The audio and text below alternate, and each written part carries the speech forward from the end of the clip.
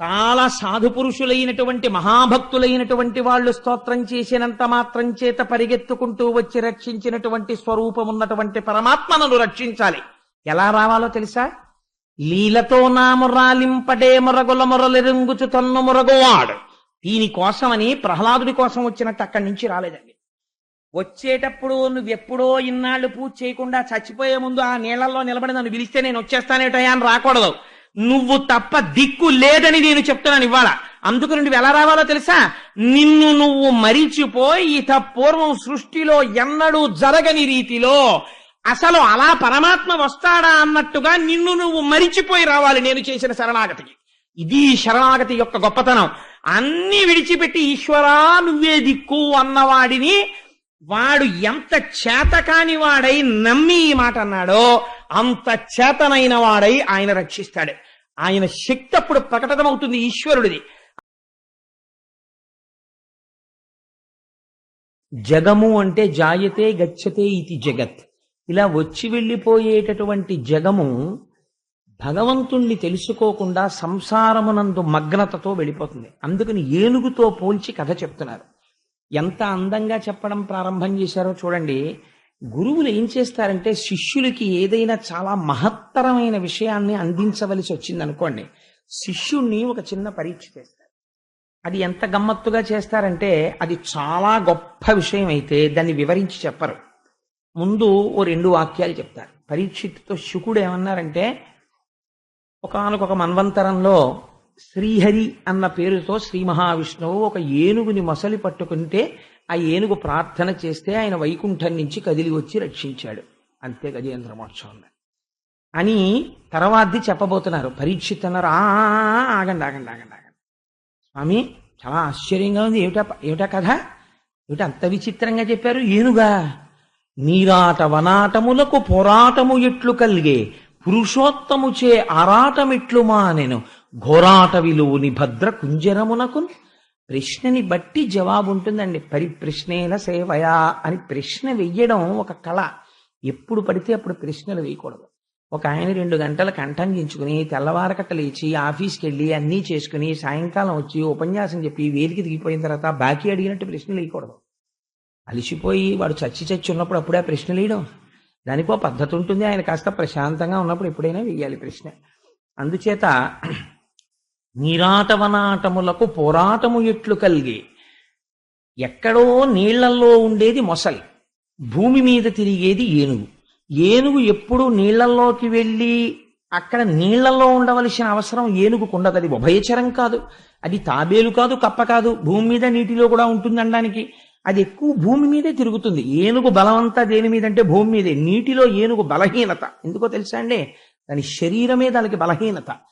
కాలు జారిందనుకోండి, ఏనుగు మళ్ళీ కాలుని ఊంచుకోవడం చాలా కష్టం అవుతుంది బరువు మీద. అట్లాంటిది అసలు నీళ్లలో కిందకి వెళ్ళింది. మొసలి భూమి మీదకి వచ్చింది అనుకోండి, 10 యోజనాలు విసిరేస్తుంది ఏనుగు మొసల్ని తొండం పెట్టి. అంత బలం ఏనుగుది. స్వస్థానం భూమి. అటువంటి భూమి మీద ఉండవలసిన ఏగు నీటిలో కిందికి వెళ్ళింది. అసలు ఒకవేళ వెళ్ళింది, వెడితే మొసలి పట్టుకుంది.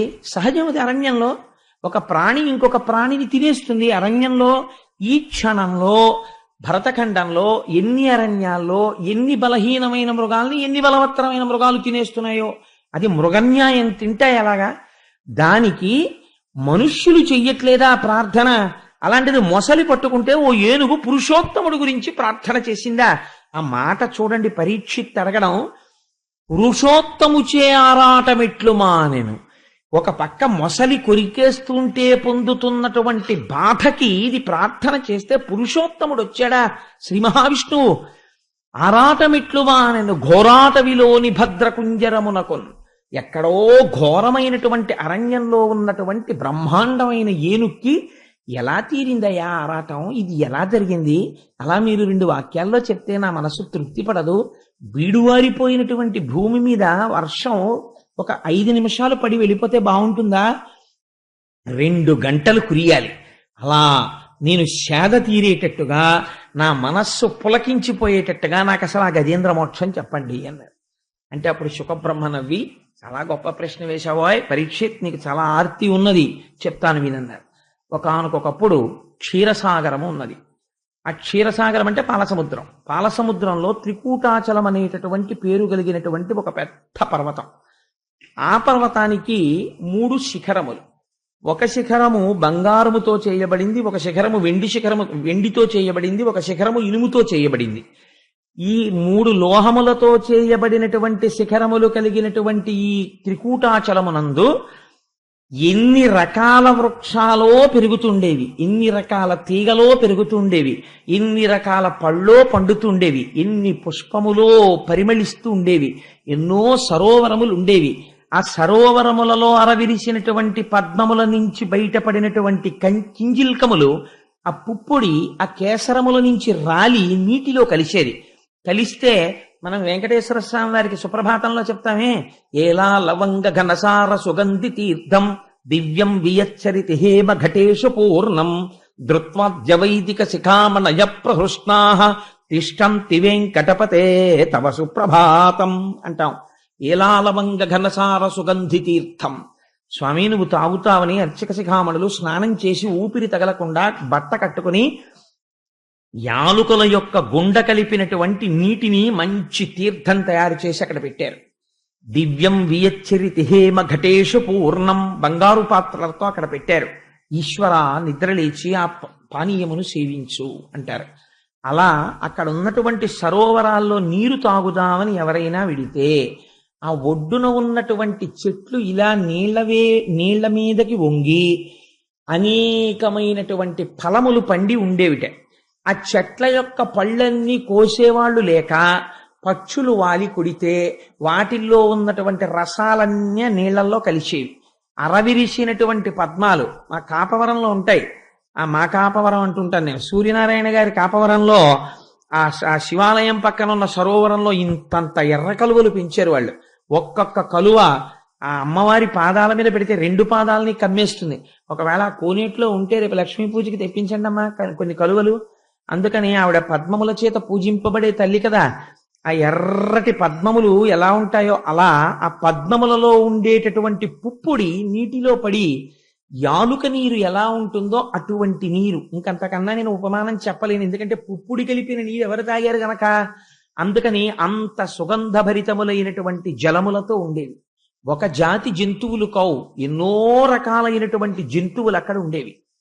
అయితే ఆశ్చర్యకరమైన విషయం ఏమిటంటే, సాధారణంగా అరణ్యం గురించి చెప్తే అరణ్యంలో అందం చెప్పాలంటే నెమలిని చెప్తారు, నడక చెప్పాలంటే హంసని చెప్తారు, పరాక్రమం చెప్పాలంటే సింహాన్ని చెప్తారు. ఇక్కడేవి చెప్పారంటే ఏనుగులు చెప్పారు. ఈ కథలో అన్నారు పోతన గారు, కలగవు కొండలకైనను మలగవు సింగములకైన మార్కును కరిమిన్ గలగవు పిడుగులకైనను ఇలబల సంపన్న వృత్తి ఏనుగు గున్నల్. ఏనుగు గున్నల్ అంటే గొన్న ఏనుగులు, మంచి వయస్సులో ఉన్నాయి. అవి పెద్ద పెద్ద మందల కింద వెళ్ళిపోతుండేవి. అవి గుహల్లోంచి బయటికి వచ్చి మందలు వెళ్ళిపోతుంటే చీకట్లొచ్చాయా అన్నట్టుగా ఉండేవి అంత నల్లటి ఏనుగులు. ఆ ఏనుగుల గుంపు ఎలా వెళ్ళేవంటే అవి తలగవు కొండలకైనను. ఒకవేళ ఎక్కడైనా పర్వతాలు అడ్డొస్తే పర్వతాన్ని దాటి మేము వెళ్ళడం ఏమిటి, మాకు అవమానం అని అన్నీ కలిపి పర్వతాన్ని తమ కుంభస్థలంతో బదలగొట్టేసేవి. బద్దలు కొట్టి దాటేవి తప్ప కొండెక్కి దిగేవి ఒకటికి అవమానమని. తలగవు కొండలకైనను మలగవు సింగములకైన మార్కును కడిమిన్. ఇదో విచిత్రం. అసలు కల్లోకి సింహం వస్తే ఏనుగు చచ్చిపోతుంది. అలాంటి ఏనుగులు ఎక్కడైనా సింహం గర్జిస్తే ఏనుగులు తరిమేవిటాయి. ఏమిటా గర్జన మేముండగా అని అలా ఘీంకరించేవి. మలగవు పిడుగులకైనను, ఆకాశంలోంచి పెద్ద ధ్వనితో పిడుగులు పడితే వీటికి కోపం వచ్చి ఆకాశం వైపుకి శిరస్సులు ఎత్తి తొండాలెత్తి ఘీంకరించేవిట. ఏమిటా చప్పుడో అని. అందుకని పోతన గారు వాటి దేహపరాక్రమాన్ని వర్ణిస్తారు. తలగవు కొండలకైనను మలగవు సింగములకైన మార్కొను కడిమిన్ గలగవు పిడుగులకైనను ఇలబల సంపన్న వృత్తి ఏనుగు గున్నల్. ఏమిటి తల్లరి కారణం? ఇలబల సంపన్న వృత్తి, భూమి మీద వాటికి ఉన్న బలం అటువంటిది అంటున్నారు. మీరు ఇక్కడే చాలా గమ్మత్తైనటువంటి విషయం ఒకటి పోతన గారు అన్నారు. పోతన గారిది స్వేచ్ఛానువాదం అండి. పోతన గారి గజేంద్ర మోక్షం వింటే దాని అనుభవం వేరు. నేను అందుకే ఇవాళ రామాలయంలోకి వెళ్ళి మరీ వచ్చా. ఎందుకంటే ఇందులో కొన్ని పద్యాలు రామచంద్రమూర్తి రాశారు, పోతన గారు కూడా రాయారు. ఆ పద్యాలు వచ్చినప్పుడు మీకు అక్కడ ఉన్నటువంటి విశేషాన్ని వివరణ చేస్తాను. ఎంత చిత్రమైనటువంటి విషయం జరిగేదంటే, ఆ ఏనుగులు నడిచొస్తుంటే పులుల మొత్తంబులు పొదరిండ్లలో దూరు ఘొరభల్లూకముల్ గుహలచొచ్చు భూదారములు నేల బొరియలలో దాగు. అసలు ఇలాంటి సన్నివేశం ప్రపంచంలో ఎక్కడైనా ఉంటుందండి? హరిదంతములకేగు హరిణ చెయ్యం మహిష సంఘంబులు మడుగులలో సొచ్చు గండశైలంబుల కపుల ప్రాకు. ఆ తర్వాత నీలకంఠంబులు నింగికెగయు వాల్మీకములు సొచ్చు వనభుజంగంబులు వెరచి చామరీ మృగంబులు వీచువాల చామరముల విహరణ శ్రమమువాయ భయత పరిహేల విహరించు భద్రకరుల గాలి సోకిన మాత్రాన జాలినుంది. పోతన గారికే చెల్లి పద్యం రాయడం. ఆయన అన్నారు, పులుల మొత్తంబులు పొదరిండ్లలో దూరు. ఒక పులి మిగలదుట అరణ్యంలో, ఆ ఏనుగులు బయటికి వస్తే అవి అలా ఘీంకరిస్తూ పెడతాయి. పులుల మొత్తం పొదరిళ్లలోకి పారిపోతాయిట. ఘోర భల్లూకముల్ గుహల సొచ్చు, ఘోరమైన భల్లూకాలన్నీ గుహల్లోకి పారిపోతాయిట.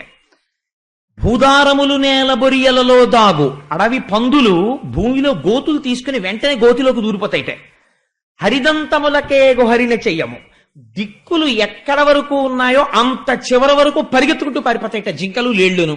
హరిదంతములకే హరిణ చెయ్యము మహిష సంగంబులు మడుగులలో సొచ్చు. నిజంగా మరి పోతన గారు ఎలా అనుభవించాడో, మహానుభావుడు పల్లెటూళ్ళలో ఉన్నాడు కాబట్టి. దున్నపోతు నీటిలో స్నానం చేస్తే ఓ పట్టాన పైకి రాదు గేదికని, ఆవసలు వెళ్ళనే వెళ్ళదనుకోండి, అందులో పడుకుని ఏదో సబ్మెరైన్ పైకి తేలినట్టు మొహం కూడా పెట్టేసి వీపోటే కనపడుతుంటుంది, అలా మునిగుంటుంది అది. అందుకని దానికి భయం వేస్తే మహిష సంగంబులు మడుగులలో సొచ్చు, ఏనుగు నీళ్లలోకి వెళ్ళదు. అందుకని దున్నపోతు నీళ్లలో దూరిపోయింది. గండశైలంబుల కపుల ప్రాకు, కోతులు అవి పెద్ద పెద్ద రాళ్ళు ఎక్కడుంటే రాళ్ల మీదకి ఎక్కేసి అక్కడ కూర్చుని చూస్తున్నాయి వస్తున్న ఏనుగుల్ని. గండశైలంబుల కపుల ప్రాకు వాల్మీకముల సొచ్చు వన భుజంగంబులు, పెద్ద పెద్ద పావులు భయపడిపోయి గబగబగబగబా ఎక్కడ కనపడితే అక్కడ పుట్టల్లోకి పారిపోయేవిట. నీలకంఠంబులు నింగికెగయు. నెమలి సాధారణంగా ఎక్కువ పైకి ఎగరదు. దానికి ఎందుచేత అంటే వెనకాల ఉండేటటువంటి ఆ పుచ్చము చాలా పెద్దది ఉంటుంది. అందుకని ఏదో మహా ఎగిరితే ఓ చెట్టు మీద వరకు ఎగురుతుంది. నెమలి ఆకాశం మీదకి ఎగిరిపోయింది. అంటే భయంతో ఉన్నవాడు 80 ఏళ్ల ముసలాయనే గేది పొడిచింది అనుకోండి దూకేస్తాడు. ఎక్కడి నుంచి వచ్చింది బలం అంటే భయంలోంచి వచ్చింది. అందుకని నీలకంఠంబులు నింగికెగయు, నెమళ్ళు ఆకాశంలోకి ఎగిరిపోయేట. నీలకంఠంబులు నింగికెగయు. అసలు ఆశ్చర్యకరమైనటువంటిది ఏమిటో తెలుసా అండి ఆ పద్యంలో? వెరచి చామరీ మృగంబులు వీచువాల చామరముల విహరణ శ్రమమువాయ భయద పరిహేల విహరించు భద్రకరుల గాలి సోకిన మాత్రాన జాలినుంది. మనం ఈశ్వరుడికి చామరం వీజయామి అని ఒక సేవ చేస్తాం. చామరం ఎందుకు వేస్తారు చెప్పండి? ఛత్రం ధారయామి, గొడుగు పడతారు. ఓ విసిరికర్ర పెట్టి విసరచ్చు కదా స్వామివారికి, అలా విసర్రు. అసలు మీకు ఒక విచిత్రమైన విషయం చెప్పనండి. విసినికర్ర పెట్టి ఈశ్వరుడికి విసిరితే ఎలా విసురుతారో తెలుసా? పట్టుగుడ్డతో చేసినటువంటి విసినికర్ర చేసి సాంబ్రాణి పొగ మీద దాన్ని గమ్మత్తుగా అటు ఇటు పట్టి విసురుతారు. ఆ అందం చూడాలి సేవ చేసినప్పుడు. ఆ పొగ పట్టుగుడ్డ విసినికర్రకి పట్టుకుని ఇది విసురుతున్నప్పుడు ఆ సాంబ్రాణి ఆయన మీదకి ఎడుతుంది. అంత జాగ్రత్తగా వేస్తారు సాంబ్రాణి. ధూపం వేసినప్పుడు అంత అందంగా వేయాలి. ఒక్కసారి అలా ముక్కు దగ్గర చూపించి ఇలా తీసేయాలి. ఓహో గిరగిర గిరగిర తిప్పుతూ ఉంటారు దాన్ని. అందుకే అర్చన అన్నది ఒక కళ, ఈశ్వరుడిని అర్చించడం. చంద్రశేఖర పరమాచార్య స్వామి వారు పూజ చేస్తుంటే పసిపిల్లలు అలా ఉండిపోయేవారట. పరమాచార్య స్వామి అసుర సంధ్య వేళలో ఒకసారి పీఠార్చన చేస్తున్నారు. జనం కనుచూపు మేర కూర్చుని ఉన్నారు. ఇక్కడ ఆయన పీఠార్చన చేస్తుంటే ఎక్కడో అదేదో పెద్ద హోటల్ ఉంది, అక్కడ ఆ హోటల్ వరకు ఉన్నంత జనంలో ఒక తల్లి పక్కన కూర్చున్నటువంటి ఒక పిల్ల, అమ్మా శారదాదేవికి కట్టిన పట్టు చీర ఎంత బాగుందోనే, అమ్మా నాకు ఆ పట్టు చీర ఇప్పించవే, నాకు ఆ పట్టు చీర ఇప్పించవే అంటోంది. నోరు మొయ్యి అంటూ పూజ అయ్యే వరకు కూర్చోబెట్టుకుంది ఆవిడ. పూజ అయిపోయింది, వరుసగా వచ్చి తీర్థం తీసుకుని వెళ్ళిపోతున్నారు. ఇంత నోరు నొక్కి ఈ పిల్లని తీసుకుని వస్తోంది. తీరా దగ్గరికి వెళ్ళాక చీర కావాలంటుందేమో అని. చంద్రశేఖర పరమాచార్య స్వామి వారు ఆయన పూజ, ఆయన నిష్ఠ, ఆయన సన్యాసం అంటే ఎటువంటివో తెలుసా అండి? ఆ పిల్ల అక్కడ దాకా రాగానే ఆ పిల్ల నోరు విప్పలేదు, తల్లి నోరు విప్పలేదు. తీర్థం ఇస్తున్న పరమాచార్యుల వారు పాత్ర అక్కడ పెట్టేసి శారదాదేవి పాదాలకు నమస్కరించి ఆవిడికి కట్టిన పట్టుచీర విప్పి చుట్టి కళ్ళకద్దుకుని ఆ పిల్ల చేతుల్లో పడేశారు. అది చంద్రశేఖర పరమాచార్య స్వామి. ఆయన త్రికాలవేది, అన్నీ తెలుసు మహానుభావుడికి. ఈశ్వరుణ్ణి అందుకే నడిచే దేవుడని పేరు పొందారు మహాపురుషుడు. సరే, అందుచేత చామరం వేస్తాం మనం ఈశ్వరుడికి. చామరం ఎందుకు వేస్తాం చెప్పండి? చాలా మంది తెలియక చామరం ఇటు పట్టుకుంటారు. అలా పట్టుకోకూడదు చామరాన్ని ఎప్పుడు కూడా. చామరం ఒకళ్ళు వేసి ఒకళ్ళకి ఇవ్వవలసి వస్తే దాన్ని పిడి పట్టుకునే హ్యాండిల్ పక్క వాళ్ళకి ఇవ్వాలి తప్ప చామరం తాలూకా వెంట్రుకల్ని పట్టుకోకూడదు. అవి వెంట్రుకలు. చామరీ మృగము అనబడేటటువంటి మృగము యొక్క వెంట్రుకలవి. అవి చిత్రం ఒకటి ఉంటుంది ఆ చామరీ మృగానికి. దాని వెంట్రుకలతో చామరం చేసి ఈశ్వరుడికి ఇలా వేస్తే ఎంత అలసిపోయిన వాడైనా సరే ఆయన అలసటంతా పోతుంది ఒక్క చామరీ మృగం వెంట్రుకలతో విసిరితే. అందుకే ఈశ్వరుడికి సేవలన్నిటిలో గొప్ప సేవ ఏదో తెలుసా అండి? చామరం వీజయామి. ఆ చామరం వెయ్యడమే గొప్పది. అంత అందంగా వెయ్యాలి ఆ చామరం వేసినప్పుడు. అందుకే అది ఇలా తగిలితే చాలు గాలి, కొన్ని కోట్ల జన్మల పుణ్యం. ప్రతి ఇంట్లో చామరం ఉండాలి అసలు. సరే, అందుచేత ఇక్కడ ఏనుగులకి చామరం ఎలా వేశారో తెలుసా అండి? అవి భయద పరిహేల విహరించు భద్రకరుల గాలి సోకిన మాత్రాన జాలి నుండి చామరీ మృగం వెంట్రుకల గాలి సోకితే ఈశ్వరుడి కలతట తీరుతుంది. ఈ ఏనుగుల యొక్క విహారం చూసి వీటి భయంకరమైనటువంటి ఆ విహారము యొక్క గాలి సోకగానే ఏనుగులన్నీ నిలబడితే చామరీ మృగాలన్నీ వచ్చి వాటి చుట్టూ నిలబడి వాటి తోకలెత్తి వాటి తోకలకుంటాయి వెంట్రుకలు, ఆ తోకలతో వాటికి విసిరేవిట. వెరచి చామరీ మృగంబులు వీచువాల చామరముల తమ తోకలనే చామరాలతో విసిరేవిట. ఎంత గొప్ప సేవలు అందుకున్నాయో చూడండి ఆ ఏనుగులు. మరి అటువంటి ఏనుగులకి అధినాయకుడు ఒక ఆయన ఉండేవాడు. మరి ఆయన ఎంత గర్వంగా ఉంటాడండి ఇంకా ప్రపంచంలో. ఇలాంటి స్థితి అయితే ఏమండి మీరు ప్రారంభించేటప్పుడు మన కథ అన్నారు, మరి ఏనుగు కథ చెప్తున్నారు కదా అని మీకు అనుమానం రావచ్చు. మన కథ అని ఎలా నిరూపించచ్చు అంటే, క్షీరసాగరంలో త్రికూటం ఉంది. క్షీరసాగరం అంటే ఈశ్వరుడు. ఈశ్వరుడు ఎక్కడున్నాడు? ఇక్కడే. నీవారసూకవత్తన్వి పీతాభాస్వత్యనూపమ రోజు చెప్తున్నాం కదా, ఇక్కడే ఉన్నాడు ఈశ్వరుడు హృదయ గుహలో. ఇక్కడ ఉన్నటువంటి ఈశ్వరుణ్ణి ఆధారం చేసుకుని ఈ శరీరం అంతా ఉంది. ఇదే త్రికూటాచలం. దీనికి 3 శృంగములు ఉన్నాయి, 3 కొమ్ములు. అవే బంగారు శిఖరము, వెండి శిఖరము, ఇనప శిఖరము. ఇవే సత్వగుణము, రజోగుణము, తమోగుణము. సత్వగుణం ఉన్నప్పుడు కాస్త భక్తిగా ఉంటాడు, ప్రశాంతంగా ఉంటాడు. రజోగుణం ఉన్నప్పుడు కోరికలతో ఉంటాడు. తమోగుణం ఉన్నప్పుడు నిద్రపోతూ ఉంటాడు. కాబట్టి ఈ 3 గుణాలు, లేదా జాగృత, స్వప్న, సుషుప్తి 3 అవస్థలు. ఈ 3 అవస్థలతోటి తిరుగుతుంటాడు. ఎప్పుడు ఈ 3 శిఖరాల మీద తిరుగుతుంటాడు. ఇక్కడే ఎన్నో ఉద్యానవనాలు, సరోవరాలు, పద్మకింజిల్కాలు, పళ్ళు, చిలకల కొట్టడాలు, అంటే భోగాలన్నీ ఇక్కడే ఉన్నాయి. మామిడికాయలు వచ్చేటప్పటికి ఆవకాయ ఎట్టుకుందామా, మాగాయ ఎట్టుకుందామా, తొక్కుడు పచ్చడి ఎట్టుకుందామా, నూపిండి ఆవకాయ ఎట్టుకుందామా, కాయ ఆవకాయ పెట్టుకుందామా. ఒక్క నాలుక రుచి కోసం ఒక మామిడికాయని ఎన్ని రకాలుగా మారుస్తారో చూడండి. ఎక్కడి నుంచి వచ్చాయి అవన్నీ? బయట లేవు, ఇక్కడున్నాయి ఆ కోరికలన్నీ. అందుకని భోగస్థానములన్నీ ఇక్కడున్నాయి. ఇవి తృప్తి పడితేనే తృప్తి. అందుచేతనే ఇక్కడ ఈ త్రికూటాచలంలోనే అన్నీ ఉన్నాయి. ఇది తిరుగుతున్నవాడు ఎవరు? జీవుడు తిరుగుతున్నాడు. ఈశ్వరుని యొక్క భక్తితో లేకుండా కేవలము నా అంతటి వాణ్ణి నేనన్న స్థితితో తిరుగుతున్నాడు. ఇదే ఏనుగులు తిరగడం. ఇలా తిరుగుతున్నటువంటి ఏనుగులకి దాహం వేసింది. అంటే ఇవి సంసారంలో ప్రవేశించాయి. ప్రతి మనిషికి ఒక వయస్సు వచ్చిన తరువాత ఈశ్వరానుగ్రహంగా కొన్ని లక్షణములు ఏర్పడతాయి. అవి ధర్మబద్ధం చేసుకుని ఆ కోరిక తీర్చుకోవడానికి సంసార ప్రవేశం చేస్తాడు గృహస్థాశ్రమంలోకి. అందుకని అది నీటి మడుగులో నీరు దాహం తీర్చుకోవడానికి వెళ్ళింది. గృహస్థాశ్రమంలోకి వెళ్ళిన వాడు ఎందుకు వెళ్ళాలి గృహస్థాశ్రమంలోకి అంటే? ధర్మపత్నిని పొందుతున్నాడు. ఇద్దరూ కలిసి ధార్మిక కార్యక్రమాలు చేసి ఈయన్ని ఆవిడ తరింప చేసుకోవాలి. కర్దమ ప్రజాపతి, దేవహూతిలాగా. కానీ ఈయన ఏం చేస్తాడో మీరు ఎదర చూద్దరు గాని. అందుకని ఇప్పుడు ఏనుగులన్నీ ఏం చేశాయి? బయలుదేరి వెళ్ళిపోతున్నాయి. పోతన గారు అన్నారు, ఈయనొక్కడు దారి తప్పాడు కొన్ని ఏనుగులతో అన్నారు. ఎందుకు దారి తప్పాడు? మరి రోజూ తిరుగుతున్న అరణ్యమే కదా అన్నారు. ఎందుకు దారి తప్పాడో మేము చెప్తాను చూడండి అన్నారు వ్యాసుల వారు. ఆ ఏనుగు రాజు. దానికి భార్యలు ఎంతమందో తెలుసా అండి? కొంచెం జాగ్రత్తగా వినండి మీరు ఆ సంఖ్య. ఆ ఏనుగు యొక్క భార్యల సంఖ్య 10 లక్షల కోట్లు. అంతమంది భార్యలు పరివేష్టించున్నారు ఆ ఏనుగుని. ఆ ఏనుగుకి భార్యలు అంతమంది ఉంటే ఇంకా బంధువులును అయినవారు, స్నేహితులు, రాజు కాబట్టి పరివారము, వీళ్ళు ఎంతమంది ఉండుంటారో మీరు ఆలోచించండి. జీవుడు ఒక్కడే ఎంతమంది భార్యలు, ఎన్ని శరీరాలు ఎత్తాడో. లేరు 10 లక్షల కోట్ల మంది భార్యలు. ఇంతకు ముందు కుక్కగా ఉన్నప్పుడు ఆడకుక్క నా భార్య, ఇంతకు ముందు నేను బావురు పిల్లిగా ఉన్నప్పుడు ఆడపిల్లి నా భార్య. ఇక్కడ లేదు కాబట్టి ధైర్యంగా చెప్పేస్తున్నాను, ఈ జన్మలో మా ఆవిడ మా ఈశ్వరు నా భార్య. అందుకని ఏమైంది, ఒక్కొక్క జన్మలో ఒక్కొక్కత భార్య. ఈశ్వరానుగ్రహం ఉంటే ఈ జన్మతో ఈ భార్యలు ఈ గొడవలు లేకుండా వదిలిపోతే అంతకన్నా అదృష్టం లేదు. అందుకని ఏమైంది, కాబట్టి 10 లక్షల కోట్ల మంది భార్యలు, ఇంతమంది భార్యలు, ఇంత పరివారంతో తిరుగుతున్నాడు. వీళ్ళందరూ నా వాళ్ళు, నన్ను రక్షిస్తారంటున్నాడు.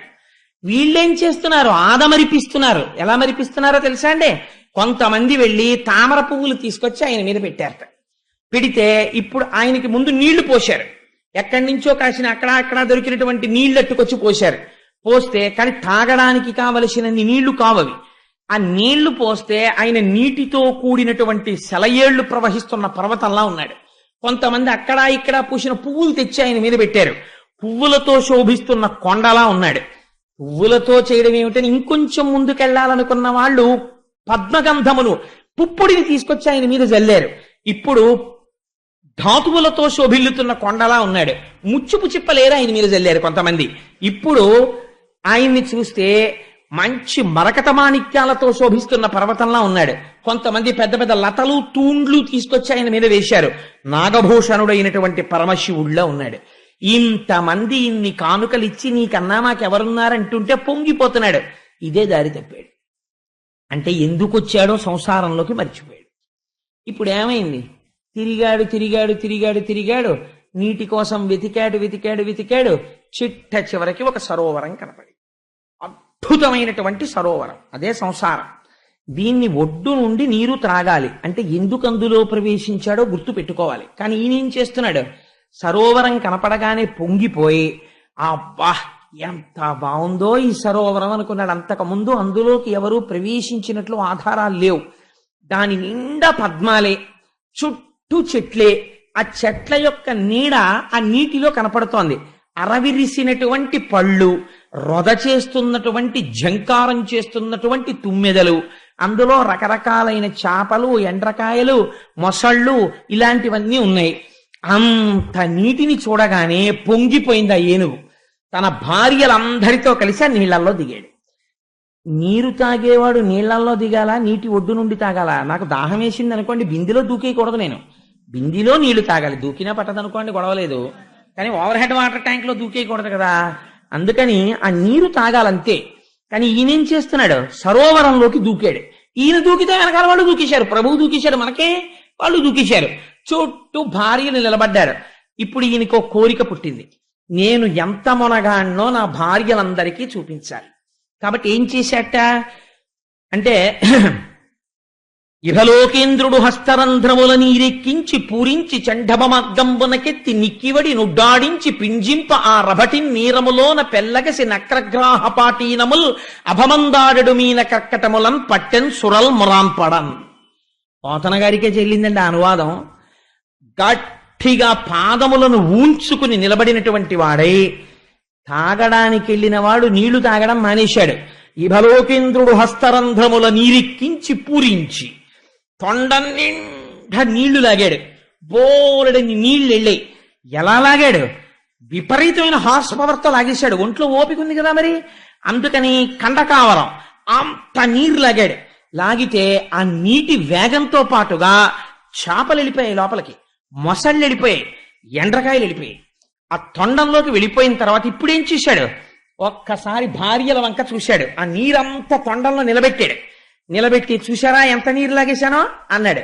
అంత నీరు బుస్సన్ లోపలికి వెళ్ళిపోగానే వాళ్ళు తెల్లబోయి ఆహా మా ఆయన శక్తిని చూస్తున్నారు. ఇప్పుడు ఊంచుకుని ఆ తొండాన్నిలా పైకెత్తాడు. పైకెత్తి లైవ్ టెలికాస్ట్ ఇస్తారండి పోతన గారు. ఇభలేకేంద్రుడు హస్తరంధ్రముల నీరెక్కించి పూరించి చండమర్గంబునకెత్తి నిక్కివడి నుడ్డాడించి పింజింప ఇలా పెట్టి బాగా బలం ఊంచుకుని ఇప్పుడు మళ్ళీ ఆ తొండాన్ని పైకెత్తి అని ఆకాశం మీదకిసిరాడు నీళ్లు. ఇలా పెట్టి పైకి చిమ్మితే లోపల ఉన్నటువంటి గాలి శక్తితోటి ఎంత ఆశ్చర్యం జరిగిందో తెలుసా అండి.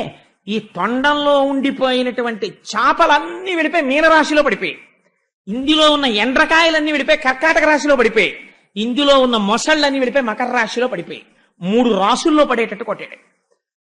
ఇది చూసి దేవతలు ఆకాశంలో తిరుగుతున్న వాళ్ళు ముక్కున వేలేసుకుని ఉండిపోయారట. ఏమి ఏనుగురా, ఏం బలం రా ఇది అన్నారట. ఇభలోకేంద్రుడు హస్తరంధ్రముల నీరెక్కించి పూరించి చండభమర్గంబునకెత్తి నిక్కివడి నుడ్డాడించి పింజింప ఆరభటి నీరములోన తెల్లగసిన క్రగ్రాహపాటీనముల్ లభమందాగడు మీన కర్కటములన్ పట్టెన్ సురల్ మ్రాన్పడన్. ఇలా చేశాడు. ఆయన చుట్టూ ఉన్న వాళ్ళందరూ కూడా చాలా సంతోషపడిపోయారు. అబ్బో చూసావా మా ఆయన ప్రజ్ఞ అనుకున్నారు. ఆయన దిగిపోయాడు, ఆయనతో పాటు భార్యలు దిగిపోయారు, బిడ్డలు దిగిపోయారు, బంధువులు దిగిపోయారు, స్నేహితులు దిగిపోయారు, పరివారం దిగిపోయారు, అందరూ దిగిపోయారు. నీళ్లు తాగేస్తున్నారు, నీళ్లు చిమ్మేస్తున్నారు, తొండంతో కొట్టేస్తున్నారు, కాళ్లతో తొక్కేస్తున్నారు, పువ్వులు పీకేస్తున్నారు. కనబడినటువంటి చిన్న చిన్న మొసళ్ళని వాటిని తొక్కి చంపేస్తుంటే పావుగంట అయ్యేటప్పటికి చచ్చిపోయిన చేపలు తాబేళ్లు అన్ని తిరగబడిపోయి ఆ నీటి మీద తేలిపోయి పద్మములు తెగిపోయి గట్లు తిరగదోయబడి కొమ్మలు విరిగిపోయి నీరు బురదైపోయి అంతా కూడా కల్మషమైపోయి ఒకదాని మీద ఒకళ్ళు నీళ్లు జల్లేసుకుంటూ మళ్ళీ ఒడ్డుకొచ్చి మట్టి పోసేసుకుంటూ మళ్ళీ నీళ్లలోకి వెళ్ళి మళ్ళీ నీళ్లు పోసేసుకుంటూ ఏనుగులు స్నానం చేస్తుంటే చూడడం ఎంత అందంగా ఉంటుందో. నిజంగా మా చిన్నతనంలో మా ఊరు సర్కస్ వచ్చినప్పుడు ఏటికి ఏనుగుల్ని తీసుకొచ్చేవారు స్నానానికి. ఏటికి స్నానానికి వచ్చిన ఏనుగుల్ని చూడడానికి ఒక పీరియడ్ క్యాన్సిల్ చేసి పంపించేవారు మా స్కూల్లో. అంత గొప్ప స్కూల్ మాది. అంటే నేను ఆ మాట ఎందుకంటున్నానో తెలుసా అండి, అలా అనుభవింపచేశారు ప్రకృతిని. చూడండి రా, వెళ్ళి చూసి అనుభవించండి, మీకు తెలుస్తుంది దాని గొప్పతనం అని. మేమందరం ఏటిగట్టెక్కి కూర్చుంటే ఆ ఏనుగులన్నీ వచ్చి ఏట్లో స్నానం చేసి ఘీంకారాలు చేసుకుంటూ ఆడుకుంటూ ఇసుక ఒడ్డుకొచ్చి ఇసుక తీసుకుని మళ్ళీ ఇలా పోసేసుకుని మళ్ళీ వెళ్ళి మళ్ళీ స్నానం చేసేసి ఆ ఒడ్డుకొచ్చి ఇలా పడుకుని అవి ఆడుకుంటుంటే గంటల గంటలు చూసి చీకటి పడిపోయిన తర్వాత ఆ మెళ్ళో గంటలు టాంగ్ టాంగ్ అని మోగుతూ మామటి వాళ్ళు హాయ్ హాయ్ అంటుంటే మళ్ళీ ఏనుగులన్నీ నడిచి వెళ్ళిపోతుంటే వాటి కాలు వంక చూసి వాటి గోళ్ళు వంక చూసి దాని తొండం వంక చూసి దాని వీపు వంక చూసి మేము పొంగిపోయి వచ్చేవాళ్ళం. ఎదర గజేంద్ర మోక్షం చెప్పాలని ఈశ్వరుడు ఏనుగుల్ని బాగా చూపించాడేమో నాకు. అందుకని అలా ఎంత సంతోషంగా ఉండేదో ఆ ఏనుగుల్ని చూస్తే. అంత అల్లరి ఒకటా రెండా కొన్ని కోట్ల కోట్ల ఏనుగులు ఇవి ఇంత అల్లరి చేస్తున్నాయి సరోవరంలో. ఇంత అల్లరి చేస్తుంటే ఇన్ని ప్రాణులు చచ్చిపోతుంటే ఒకరు చూశారు. ఎవరు వారు? సరసిలో నుండి పొడగని సంభ్రమించి ఉదరి కుప్పించి లంఘించి హుంకరించి భాను కబళించి పట్టు స్వర్భానుపగిది ఒక్క మకరేంద్రుడి భరాజు నుడిసిపట్టి. పోతన గారు ఒక అద్భుతమైన సామ్యం వేసేశారు. గ్రహణంలో సూర్యుణ్ణి పట్టినట్టు, అంటే గ్రహణం వదిలిపెడుతుంది, అలా ఆ నీటిలో ఉన్నటువంటి ఒక పెద్ద మొసలి చూసింది. ఈ ఏనుగు చాలా అల్లరి చేస్తోంది. ఇంత అల్లరికి ప్రధాన కారణము ఈ నాయక ఏనుగే, దీన్ని పట్టుకోవాలనుకుంది. అనుకుని గుబ గుబ గుబలాడించింది. ఒక్కసారి తల పైకెత్తింది, చూసింది. అక్కడుంది ఏనుగు. ఆ ఏనుగు కాలు పట్టుకోవాలి. మొసలి రావడం అంటే చాలా గమ్మత్తుగా ఉంటుంది. అన్ని ప్రాణుల్లో రాదు మొసలు వచ్చేటప్పుడు. 5 రూపాయల గోళీకాయలని మా చిన్నతనంలో ఉండేవి, ఇంతంత గోళీకాయలు. అలా కళ్ళొక్కటే ఇలా రెప్పలు తీసి నీటి మీద పెడుతుంది. పెట్టి మిగిలిన శరీరం అంతా నీటిలో పెట్టి మొప్పలో ఏవో ఇలా ఆడించదు, నిశ్శబ్దంగా నీటి మీద ఇలా వచ్చేస్తుంది తేలుతూ. వచ్చి అంత దూరంలో ప్రాణి ఉందనగా తను నీటిలో మునిగిపోతుంది. మునిగిపోయి నీటి అడుగు నుంచి వస్తుంది. నీటి అడుగు నుంచి వచ్చి ప్రాణి యొక్క కాలు పట్టుకుంటుంది. అది ఇంకేది పట్టుకోదు, కంఠం పట్టుకోదు, కాలు పట్టుకుంటుంది. ముందు శంకర భగవత్పాదులంతటి వారిని పట్టుకుంది మొసలి కాలు.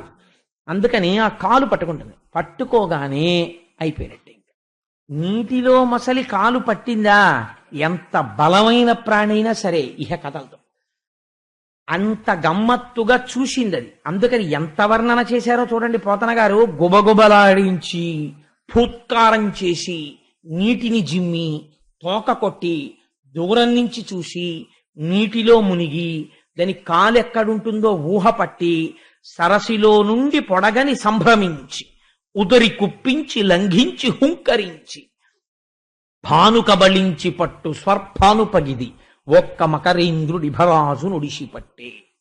నీటి అడుగు నుంచి వచ్చి ఈ ప్రభువు అయినటువంటి ఏనుగు యొక్క కాల్ని పట్టేసుకోగానే ఈ ఏనుగులన్నీ కూడా అప్పటి వరకు తుండంబుల పూరించుచు గండంబుల చల్లు కొనుచు గలగల రవముల్ మెండుకొన వలద కడపుల నిండన్వే దండ కోటి నీటింత్రాగెన్.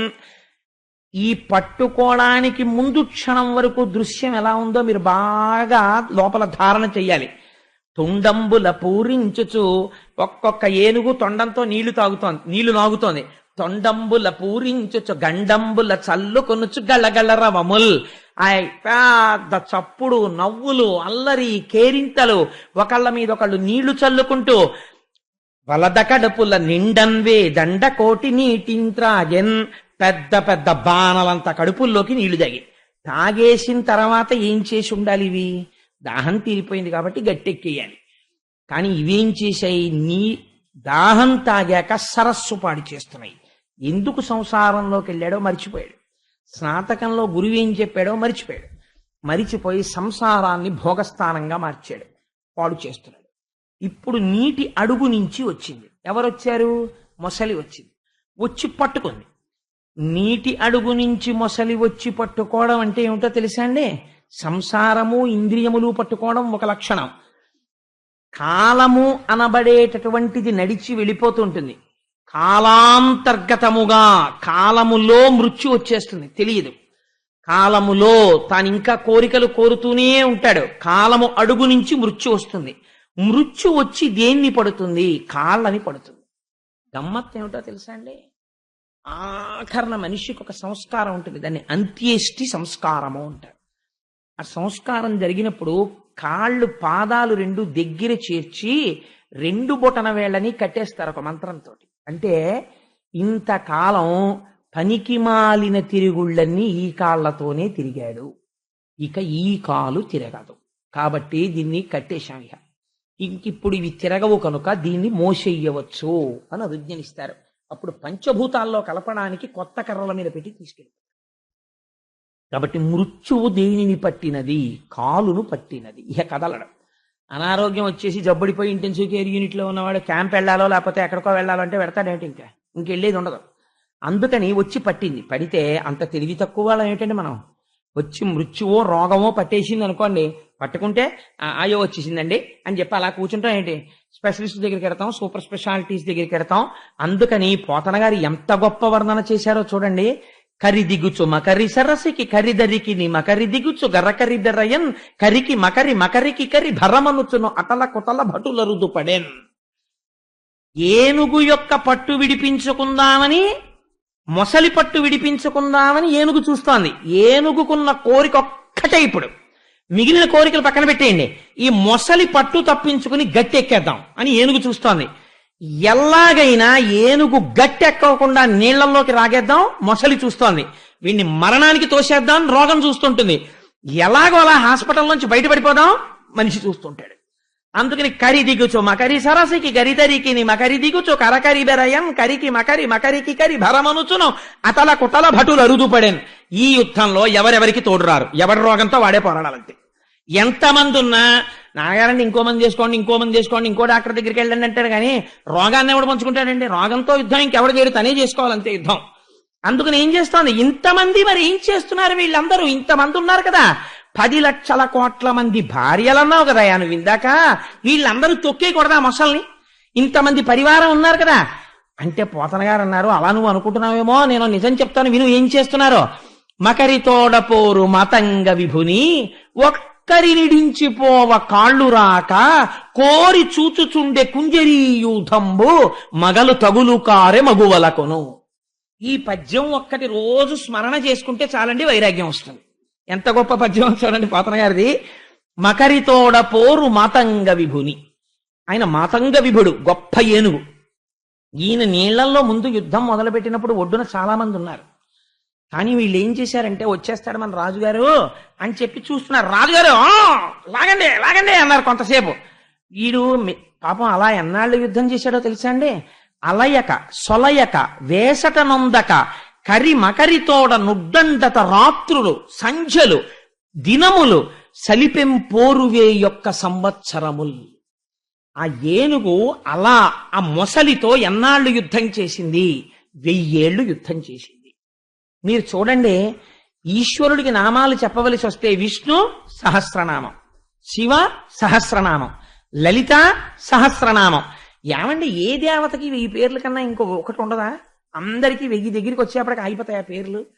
ఎందుకు అలా అందరికీ సహస్రమే ఉంటాయి ఏమిటి అసలు అంటే, సంస్కృతంలో సహస్రం అంటే ఏమిటో తెలుసా అండి? ఒరే ఈ పూలు ఇంకా గుచ్చలేం మేము.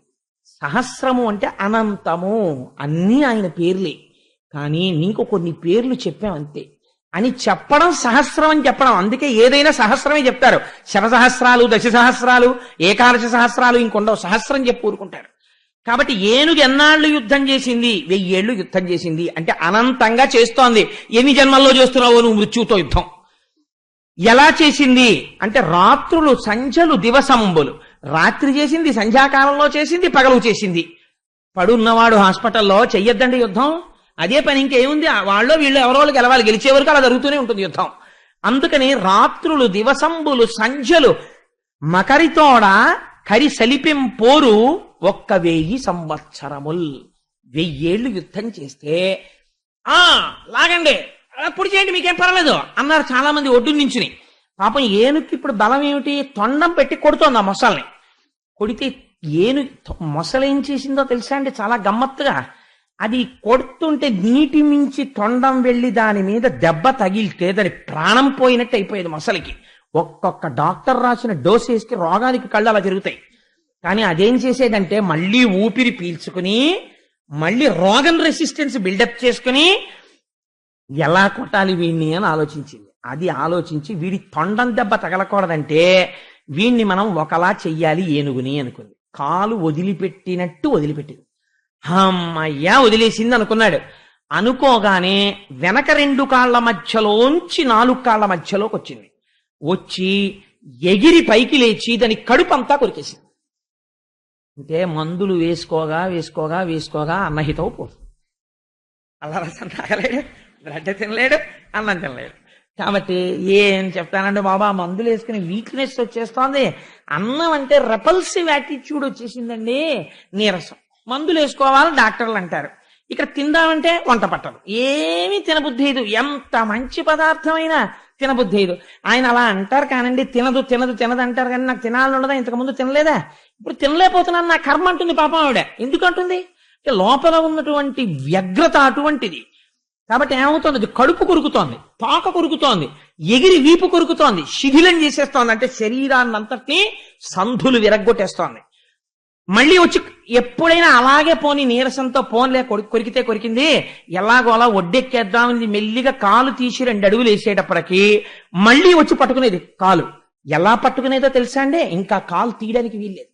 ఇంటికి వచ్చినట్టు వస్తాడు. నేను మొన్నటి వరకు ఒక కేసు చూశాను విశాఖపట్నంలో. ఆ సూర్యకళామందిరంలో ఉపన్యాసాలు చెప్తున్నప్పుడు ఏ రోజుకి ఆ రోజే ఉపన్యాసం అయిపోతుందేమో అనుకునేవాడిని. రోజు పూజలో అమ్మవారికి నమస్కారం పెట్టేవాడిని. అమ్మ మాట ఇచ్చాను, ఈ ఉపన్యాసాలు అయిపోయే వరకు ఆవిడకి ఆయుర్దాయం పోయమ్మా అని. అలాగే మహాతల్లి బతికింది ఆవిడ. హాస్పిటల్కి తీసుకెళ్ళిపోండి బాబాయ్, మేము ఉంచుకోం బాబాయ్, ఎందుకు తీసుకెళ్ళిపోండి, ఇంటికి తీసుకురాను, మళ్ళీ ఊపిరి వచ్చేస్తుండను, మళ్ళీ 2 రోజులు మళ్ళీ వెళ్ళిపోతుండను, ఇంత ప్రస్థానం. సరే మహాతల్లి ఊపిరి వదిలేసింది అనుకోండి, కట్టకడక ఆవిడ నాకు ఏ ఉపన్యాసాలు ఏ పనులు లేనప్పుడు వదిలేది, అది అదృష్టం. అందుని వెళ్ళిపోక తప్పదు. కానీ అప్పుడు కూడా ఒకరికి అపకారం చేయకుండా వెళ్ళడం గొప్పతనం.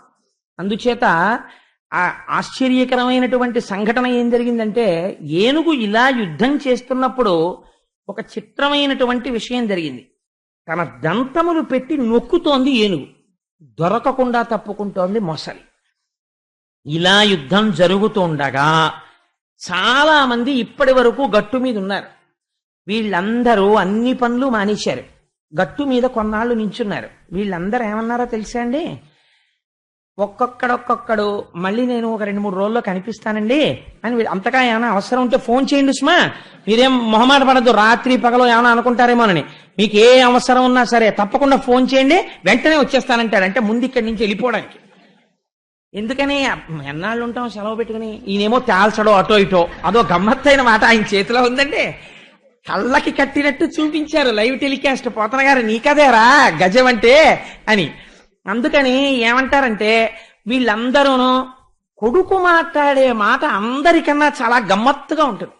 అమ్మ నాకు ఈ మధ్యనే కదా అమ్మ ప్రమోషన్ వచ్చింది, ప్రొబేషన్లో ఉన్నాను, నీకు తెలుసు కదా అసలు సెలవు పెట్టకూడదు, మా బాస్కి ఏదో చెప్పి వచ్చేసానమ్మా, వారం రోజులు అని చెప్పాను, 15 రోజులు అయిపోయింది, 20 రోజులు అయిపోయింది, 4 నెలలు అయిపోయింది, ఇంకా నాకు లీవ్ గ్రాంట్ అవ్వదు, ప్రమోషన్ కూడా పోతుందేమో, నాన్నగారు పాపం పెద్దవారు అయిపోయారు, మహానుభావుడు పెంచి పెద్ద చేశారు, ఇంతకన్నా ఏం చెయ్యాలైనా సరే. ఒకవేళ అంతకా ఏదైనా అయితే నాకు ఫోన్ చేయమా, వెంటనే వచ్చి అంతకా ఏమైనా అయితే అంటే ఏమిటండి? అంత అందమైన పడికట్టు మాటలు కొన్ని ఉంటాయి. అంటే వాడు వెగటుగా చెప్పలేక అంత గుంభనంగా మాట్లాడతాడు. మాట్లాడి అందరూ వెళ్ళిపోయారు. ఒరే, ఇంతకు ముందు ఇంతమంది ఉన్నారా ఏనుగు వెనకాల, ఇప్పుడు ఎవరున్నారో తెలుసా? ఒక్క భార్యలే ఉన్నారు. ఎక్కడున్నారు వాళ్ళు? వాళ్ళు నీళ్ళల్లో దిగలేదు. వాళ్ళు లోపలున్న రోగంతో వాళ్ళు యుద్ధం చేయలేరు. ఆవిడేం చేస్తుంది? బత్తాయి రసం ఇస్తుంది, దానిమ్మ రసం ఇస్తుంది, అంతే. ఈయన హాస్పిటల్లో ఉంటే మహాతల్లికి నేల మీద పడుకోకూడదు అన్నా సరే ఆ కొంగు వేసుకుని నేల మీద పడుకుంటుంది. పోతన గారు ఎంత నిర్దాక్షిణ్యంగా మాట్లాడారో చూడండి. మకరితోడపోరు మతంగ విభుని ఒక్కడిని దించిపోవ కాళ్ళు రాక కోరి చూచుచుండే కుంజరీయూథంబు మగలు తగులు కారె మగువలకును. హాస్పిటల్లో ఈయనకి ఒంటి నిండా గొట్టాలు పెట్టి దవాళ్లు లోపలికెడిపోయి కళ్ళు తేలేసేసి ఏదో తనలో తాను సంధి ప్రేలాపన పేలుకుంటూ అలా పడుంటే ఆ భార్య మాత్రం రక్షించలేక అలాగని తన సొంత అన్నగారు అమ్మాయి పెళ్లి అవుతున్నా సరే వెళ్ళలేక క్యారేజీ తిని ఆ హాస్పిటల్లోనే పడుకుంటోంది. ఎందుకని అంటే బ్రహ్మముడి వేశారు కాబట్టి పెళ్లిలో, కాబట్టి ఉండవలసిందే. మకరితోడపోరు మాతంగ విభుని ఒక్కరిడిని దించిపోవ కాళ్ళు రాక కోరి చూచుచుండే కుంజరీయుధంబు మగలు తగులు కారె మగువలకును. అందుకని ఆడ ఏనుగులు మాత్రం చూస్తున్నాయి, మిగిలిన వాళ్ళ సంగతి నేను చెప్పక్కర్లేదు, వాళ్ళు వెళ్ళిపోయినట్టే లెక్క. ఇలా యుద్ధం చేస్తున్నాడు ఆయన పాపం ఇంత కష్టపడి. అయితే పోతన గారి యొక్క అనువాదంలో చాలా గొప్పతనం ఒకటి ఉందండి. ఆయన అన్నారు, మొసలి ఏనుగుని ఎలా పట్టుకుని ఉండిపోయిందంటే ఇంకా క్రమక్రమంగా ఏనుగు మొసలితో యుద్ధం చెయ్యడం ఆగిపోయింది, కానీ అది పడిపోవట్లేదు, ఇంకా నిలబడుంది. ఇప్పుడు ఈ ఏనుగు ఒంట్లో ఉన్న నెత్తురంతా కారిపోయే వరకు పళ్ళతో కటకట ఏనుగు యొక్క కాలు తినేస్తోంది మొసలి. ఎలా పట్టుకుందోట తెలుసా అండి? మొసలి పట్టుకి ఒక గమ్మత్తుంది, దాన్ని ఎవ్వడూ వర్ణించలేరు, వ్యాసుడు పోతన గారు తప్ప. నీటిలో తేలి ఉంటుంది. నీటిలో తేలి ఉన్నదాన్ని మీరు దేన్నైనా సరే ఇలా లాగేయచ్చు, తేలిక. ఒక్క మొసలి మాత్రం నీటిలో ఇలా తేలి అవతల ప్రాణిని ఇలా పట్టి అది తన దగ్గర నుంచి వెళ్లకుండా నీటి మీద ఉండి పట్టుకుంటుంది. ఆ శక్తి ఒక్క మొసలికే ఉంది. అది ఎలా పట్టుకుందంటేట, పాదద్వందము నేల మోపి పవనున్ బంధించి పంచేంద్రియోన్మాదంబున్ పరిమార్చి బుద్ధిలతకున్ మారాకు హత్తించి నిష్కేద బ్రహ్మపదావలంబన క్రియన్ ఈశ్వరు సేవించు మర్యాదం నక్రము విక్రమించకరి పాదాక్రాంత నిర్వక్రమై. ఎటువంటి పద్యం అండి నిజంగా! పోతన గారికి ఆ సమయంలో ఒక్కసారి ఎవరికైనా తప్పదు కదా అని ఈశ్వరుడు జ్ఞాపకానికి వచ్చి ఉంటాడు. ఎటువంటి ఉపమానం వేశారో చూడండి. పాదద్వందము నేలమోపి, ఆ మొసలి ఎలా పట్టుకుంటుంటేట కాళ్ళు నేల మీద పెట్టిందిట. పాదద్వందము నేలమోపి పవనున్ బంధించి, రక్తం తాగుతోంది అందుకని గాలి పీల్చట్లేదు. పవనున్ బంధించి పంచేంద్రియోన్మాదంబున్ పరిమార్చి. ఇలాంటి పని ఎవరు చేస్తారు? యోగి కూడా చేస్తాడు. అంటే కాళ్ళు పట్టుకుని నెత్తురు తాగి కాదు, భూమి మీద కూర్చుని కుంభకం చేసి ఊపిరి నిలబెట్టి ఇంద్రియాల యొక్క అలజడిని అరికట్టి బుద్ధిలతకు మరాకు హత్తించి, ఇప్పటి వరకు లోకమును చూసిన వాడు ఈశ్వరుడు యొక్క పాదములను ధ్యానములో దర్శనము చేస్తూ గట్టిగా పాదాలు పట్టుకుని ఉండిపోయినట్టుగా నిష్కేద బ్రహ్మపదావలంబన క్రియన్ వర్తించు యోగీశు మర్యాదం నక్రము విక్రమించ పాదాక్రాంత నిర్వక్రమై. యోగి పరమేశ్వరుడి పాదాలు ఎలా పట్టుకుంటాడో అలా కదలకుండా మొసలి ఏనుగు యొక్క పాదాన్ని పట్టుకుంది. ఎక్కడి ఉపమానం తీసుకొచ్చి ఎక్కడి ఏనుక్కేశారో చూడండి. ఇది పోతన గారి రచనా వైశిష్ట్యం అంటే. అలా పట్టుకున్నటువంటి ఏనుగు యొక్క ఆ మొసలి యొక్క పట్టు తప్పుకోలేక అప్పుడు ఆ ఏనుగు అనుకుంటుంది, పృథుశక్తిన్ గజమాజలగ్రహముతో పెక్కెండ్లు పోరాడి సంసిధిలంబై తన బలము వైరిలావుంచింతించి మిథ్యామనోరథం బింకేటికి దీని గల్వసరి పోలంజార రాదంచు ఇట్లనే పూర్వపుణ్యఫల దివ్య జ్ఞాన సంపత్తితో. అయ్యయ్యో, భూమి మీద ఉంటే నాకు బలం, నిష్కారణంగా నీళ్లల్లోకి ప్రవేశించాను. ఇప్పుడు ఈ నీళ్లలో ప్రవేశించిన తర్వాత నావారని నేను ఎవరిననుకున్నానో వాళ్ళందరూ వెళ్ళిపోయారు. నావారని నమ్మిన సంసారానికి కారణమైన వాళ్ళు ఒడ్డును నిలబడిపోయారు. ఒక్క ఒక్కతనే సరోవరంలో నిలబడిపోయాను, ఇప్పుడు నన్ను రక్షించే వాళ్ళెవరు అని ఆ ఏనుగంటుంది. నేను ఇతపూర్వం నానాయూధ సమూహములకున్ వనంబులో బహు బహు సన్మానంబును పొంది దశలక్ష కోటి కరణీనాథుండనయ్యుండి మద్దానాంభ పరిపుష్ట చందన లతాంతఛాయలందుండలేక నీరాశ ఇటేల వచ్చిది భయం బిట్లో కదే ఈశ్వర అంటుంది. 10 లక్షల కోట్ల మంది భార్యలకి అధినాథున్నా, ఒక అరణ్యంలో ఉన్నటువంటి కొన్ని కోట్ల ఏనుగులకి నేను నాయకున్నా. నేను ఎన్ని దానాలు చేశానో తెలుసా? నేను నాది కాదని చెప్పి చతుర్థీ విభక్తి వేసి దానాలు చేసినప్పుడు పోసినటువంటి నీళ్లకి నమః అని విడిచిపెట్టేసిన నీళ్లకి దానం చేసినప్పుడు ఆ నీటి చేత పెరిగినటువంటి చందనపు వృక్షాల తోట ఒకటి ఏర్పడింది. అంటే ఎన్ని దానాలు చేశాడో చూడండి. ఆ చందనపు వృక్షాలకి తీగలు అల్లుకున్నాయి, పుష్పాల తీగలు. ఆ చందనపు చెట్ల కిందకి వెళ్ళి నిలబడితే చాలా ఎంత చల్లగా ఉంటుందో. ఇన్ని పుణ్యాలు చేసిన వాణ్ణి హాయిగా ఆ చందన వృక్ష లతాంతఛాయలందుండలేక నీరాశ ఇటేల వచ్చిది. అనవసరంగా నేను ఎందుకు వచ్చాను? నింద లేకుండా బొంగిపోదు, 1,000,000 మంది వైద్యులు కూడి వచ్చిన కాని మరణమయ్యడి వ్యాధి మాన్పాలి. అప్పుడు వీడేదో ఏదో ఒక నింద వస్తుంది, ఒక కారణం వస్తుంది. అప్పుడు అనుకుంటాడు, అయ్యో నేను అసలు ఎందుకు వెళ్ళాను అని బాధపడతాడు. అందుకని లతాంతఛాయలందుండలేక నీరాశ ఇటేల వచ్చిది. ఇవాళ నేను దారి మర్చిపోవడం ఏమిటి? రోజూ వెళ్లే సరోవరానికి వెళ్ళకపోవడం ఏమిటి? ఈ సరోవరానికి రావడం ఏమిటి? ఇక్కడికొచ్చి నేను నిలబడితే ఏనుగొచ్చి నన్ను పట్టుకోవడం ఏమిటి? ఈ ఏనుగు పట్టుకుంటే ఇవాళ నేను మరణావస్థని పొందడం ఏమిటి? నన్ను రక్షించే వాళ్ళు ఎవ్వరూ లేరా ప్రపంచంలో అని ఒక ఆలోచన వచ్చింది ఆయనకి. ఈ ఆలోచన రాగానే అప్పుడు జ్ఞాపకానికి వచ్చింది. పోతన గారు అన్నారు, ఇలా అందరికీ జ్ఞాపకం వస్తుందని నువ్వు అనుకుంటున్నావేమో పొరపాటు. అలా ఎందుకు వస్తుందో తెలుసా? అలా జ్ఞాపకం ఈశ్వరుడు ఎందుకు గుర్తొస్తాడో తెలుసా? ఇత పూర్వం తాను చేసిన పుణ్యము పూజ వల్ల జ్ఞాపకం వస్తాడు ఆ స్థితిలో. ఋతుశక్తిన్ గజమాజల గ్రహముతో పెక్కిండ్లు పోరాడి సంశిథిలంబై తనలావు వైరిబలముంచింతించి మిథ్యామనోరథం బింకేటికి దీని గల్వ సరిపోరంజాల రాదంచు ఇట్లనే పూర్వపుణ్యఫల దివ్య జ్ఞాన సంపత్తితోన్ పూర్వజన్మలలో చేసుకున్నటువంటి పుణ్యముల వలన ఈనాడు స్మృతిలోకి వచ్చినటువంటి జ్ఞానమునొక దాన్ని ప్రకటన చేయుచున్నది ఏనుగు. ఏమి చేసింది అంటే, దీన్ని సంస్కృతంలో వ్యాస భగవానుడు కొన్ని శ్లోకములను ఇచ్చాడు. ఆ శ్లోకాలకి పెద్దలు ఏం చెప్తారంటే, అన్నిటికన్నా ఇంట్లో అపారమైనటువంటి అశౌచముతో కూడినది ఏది? ఎప్పుడూ కూడా ఏ వస్తువుని పెట్టకూడదేదో తెలుసా అండి? ఎట్టి పరిస్థితులలో దేని మీద కూర్చుని తాగడం కాని తినడం కాని చెయ్యకూడదో, కనీసం దాని మీద పడుకుని మాత్ర కూడా వీలైతే వేసుకోకూడదో ఆ వస్తువునకే మంచమని పేరు. మంచం అనేటటువంటి దాని మీద ఏ పూజనీయమైన వస్తువుని పెట్టకూడదు. ఎవ్వరూ కూడా మంచం మీద కూర్చుని తినడం కాని తాగడం కాని చెయ్యకూడదు. మంచం అనేటటువంటిది అంత, అంటే అన్ని వస్తువుల యందు నారాయణుడు ఉన్నాడు, కానీ మంచం అనేటటువంటి దానికి అంత రజోగుణ తమోగుణ పాప సంబంధం ఉంటుంది. అందుకని మంచం అనేటటువంటిది కొన్ని పరిస్థితుల్లో మాత్రమే ఉపయోగిస్తారు. అందుకే ఒక వయసు వచ్చిన తర్వాత అసలు మంచం వాడకుండా భూషీనం చేయడం కూడా ప్రారంభం చేస్తారు పెద్దలు. సరే, నేను ఈ విషయం ఎందుకు ప్రస్తావన చేశాను అంటే, ఇటువంటి స్థితిలో అసలు మంచం మీద పడుకుని ఏవి పడితే అవి చదవడానికి వీల్లేదు. కొన్ని ఉంటాయి, వాటిని మీరు మంచం మీద పడుకుని చదవకూడదు కూడా. ప్రాతరుత్థాయ పఠేత్.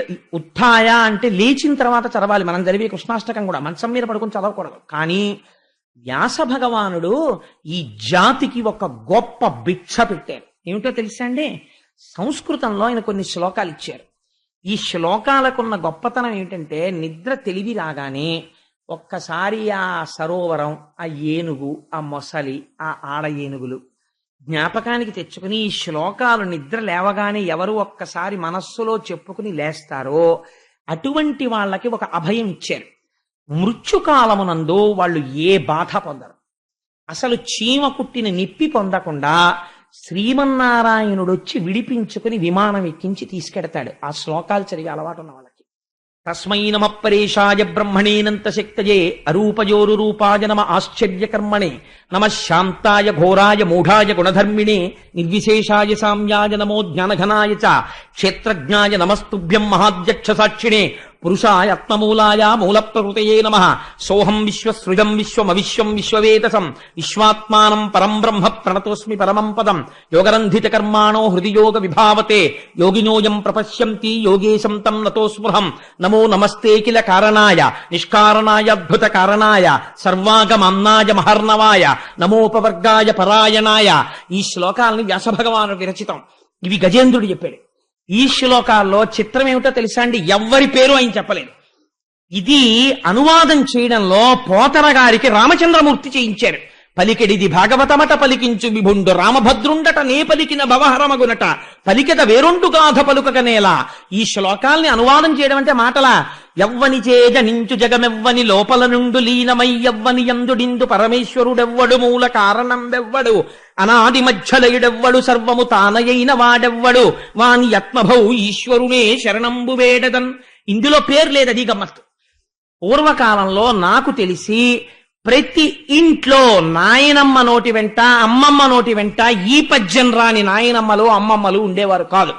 దురదృష్టం, ఇవాళ ఎన్ని గంటల ఎన్ని నిమిషాలకి ఎన్నో సీరియల్ వస్తుందో అది ఏ సంఘటన జరుగుతుందో చెప్పేవాళ్ళు ఉన్నారు, కానీ పద్యాలు అలవాటు పోతుంది. ఇవి భిక్ష పెట్టాయి మన జాతికి, ఆంధ్రజాతికి. పోతనామాచ్యుల వారిచ్చిన కానుక. అదే అనువాదం ఎలా చేశారో చూడండి. ఎవ్వని చేజ నించు జగమెవ్వని లోపల నుండి లీనమై ఎవ్వని యందుడిందు పరమేశ్వరుడెవ్వడు మూల కారణం వెవ్వడనాది మధ్యలయుడెవ్వడు సర్వము తానయైన వాడెవ్వడు వానియత్మభౌ ఈశ్వరునే శరణంబు వేడదన్. ఇప్పుడు ఒక బ్రహ్మగారు రావాలి, విష్ణువు రావాలి, శివుడు రావాలి, సుబ్రహ్మణ్యుడు రావాలి, గణపతి రావాలి, విశ్వక్సేనుడు రావాలి, వినాయకుడు రావాలి. ఇదేమైనా పేరు చెప్తోందా? ఎవ్వరి పేరు చెప్పదు. ఎవరు సృష్టికర్తో, ఎవరు స్థితికర్తో, ఎవరు ప్రళయకర్తో, లోకములన్నీ ఎవరు సృష్టించారో, ఎవరి యందు లోకములున్నాయో, లోకములు ఎవరి యందు పెరుగుతున్నాయో, లోకములు ఎవరి యందు లయమైపోతున్నాయో, ఎవరు అంతటా నిండి నిబిడీకృతమై ఉన్నాడో, ఎవడి మాయ చేత జగత్తుగా కనబడుతోందో అటువంటి వాడు నన్ను రక్షించుగాక అని స్తోత్రం చేస్తోంది. వాడే ఘోరమైన రూపంతో ఉంటాడు, వాడే ప్రసన్నమైన రూపంతో ఉంటాడు, వాడే వరాలిచ్చేవాడిగా ఉంటాడు, వాడే కష్టాలు పెట్టేవాడిగా ఉంటాడు, వాడే శాంతమూర్తిగా ఉంటాడు, వాడే ఉగ్రమూర్తిగా ఉంటాడు. ఇన్ని లక్షణాలు చెప్తోంది, కానీ వాడెవరో చెప్పదు, పేరు చెప్పదు. ఇది ఏనుగు చేసినటువంటి, ఏనుగు చేసిన ప్రార్థనకి 33 కోట్ల దేవతలు లేచి నిలబడ్డారు. ఒరే, నిన్ను పిలుస్తోందా నన్ను పిలుస్తోందా అని అనుమానం వచ్చింది వాళ్ళకి. వాళ్ళు అన్నారు నా పేరు లేదంటే నా పేరు లేదని కూర్చున్నారు.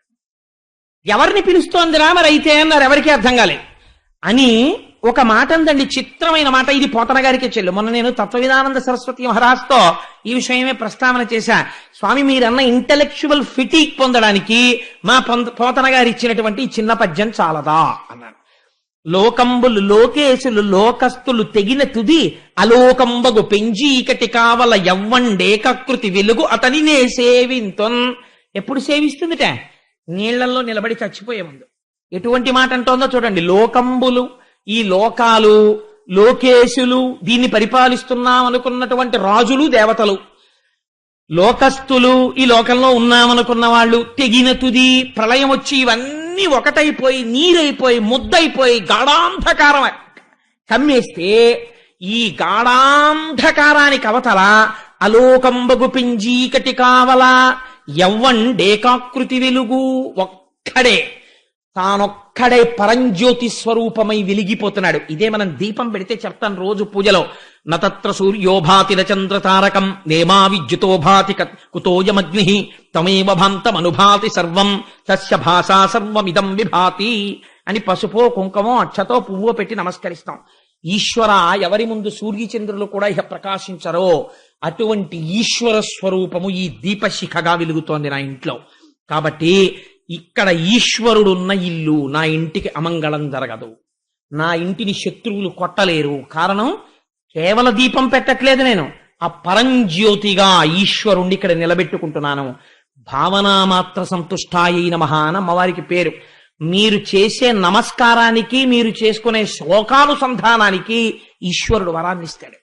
తప్పించి మీరు చేసే కర్మ తజ్జడం. దీపం వెలిగించడం కర్మ, నతత్ర సూర్యో భాతి నచంద్ర తారకం నేమా విద్యుతో భాతి కుతోయమగ్ని అని మీరు చెప్పి నమస్కరించడం భావనా మాత్రం చేత పరమాత్మ మీ ఇంట్లోకి వచ్చి నిలబడతాడు.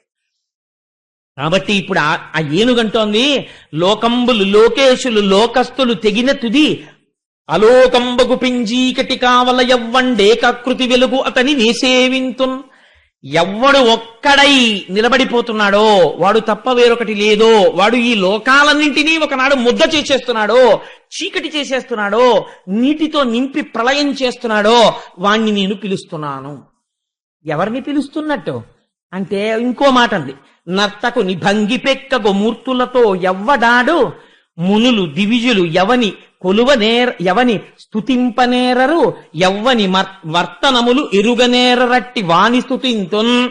ఎటువంటి మహాపురుషుడైనటువంటి వాడు తానొక్కడే ఉండి, నటుడు కారులో దిగుతాడు, వచ్చి కాసేపు ఏం చేస్తాడు, మంచి యవ్వనంలో హీరో కింద ప్యాంటు షర్టు టై కట్టుకుని టక్ చేసుకుని హీరోయిన్తో పాట పాడతాడు. ఆ హీరోయే మళ్ళీ ఇంకొక అరగంట అయిపోయేటప్పటికి సినిమాలో మీరు ఇలా టైం చూసేటప్పటికి వృద్ధుడైపోయి తెల్లటి జుట్టుతోటి ఉంటాడు. అదే హీరో ఇంకో పావుగంట పోయేటప్పటికి ముష్టాడైపోయి రోడ్డు మీద తిరుగుతుంటాడు.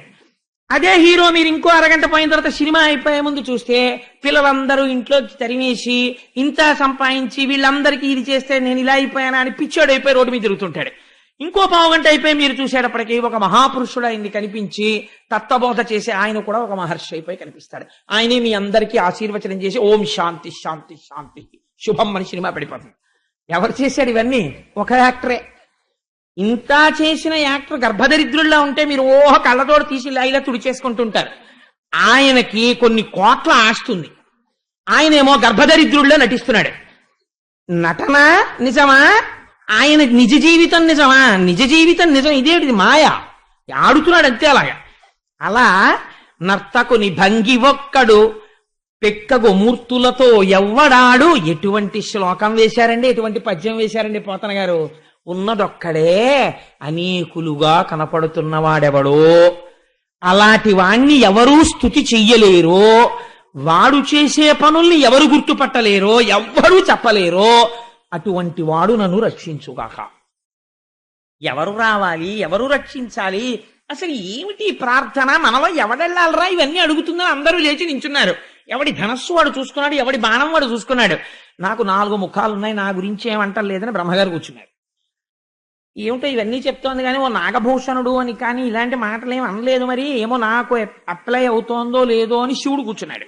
మిగిలిన దేవతలు కూర్చున్నారు.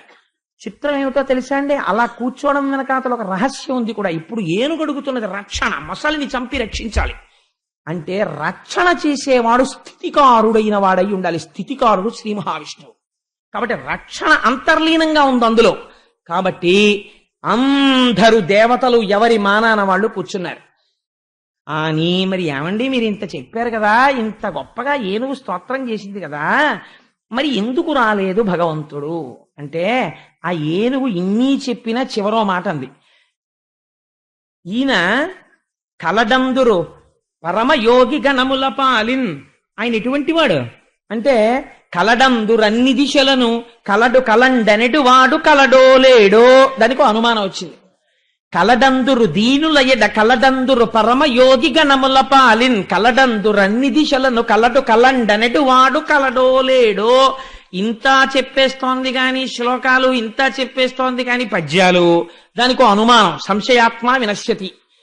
కలడందురు దీనులయడ, చాలా దీనులైనటువంటి వాళ్ళు వర్ధిస్తే వస్తారంటారు. కానీ అలా నిజంగా ఉండి అలా వస్తాడా దీనులైన వాళ్ళు పిలిస్తే? కలడందురు దీనులయడ కలడందురు పరమయోగి గణముల పాలిన్. చాలా భక్తులైనటువంటి యోగి పురుషులైనటువంటి వాళ్ళు పిలిస్తే వస్తారంటాడు. కలడందురు పరమయోగి గణముల పాలిన్.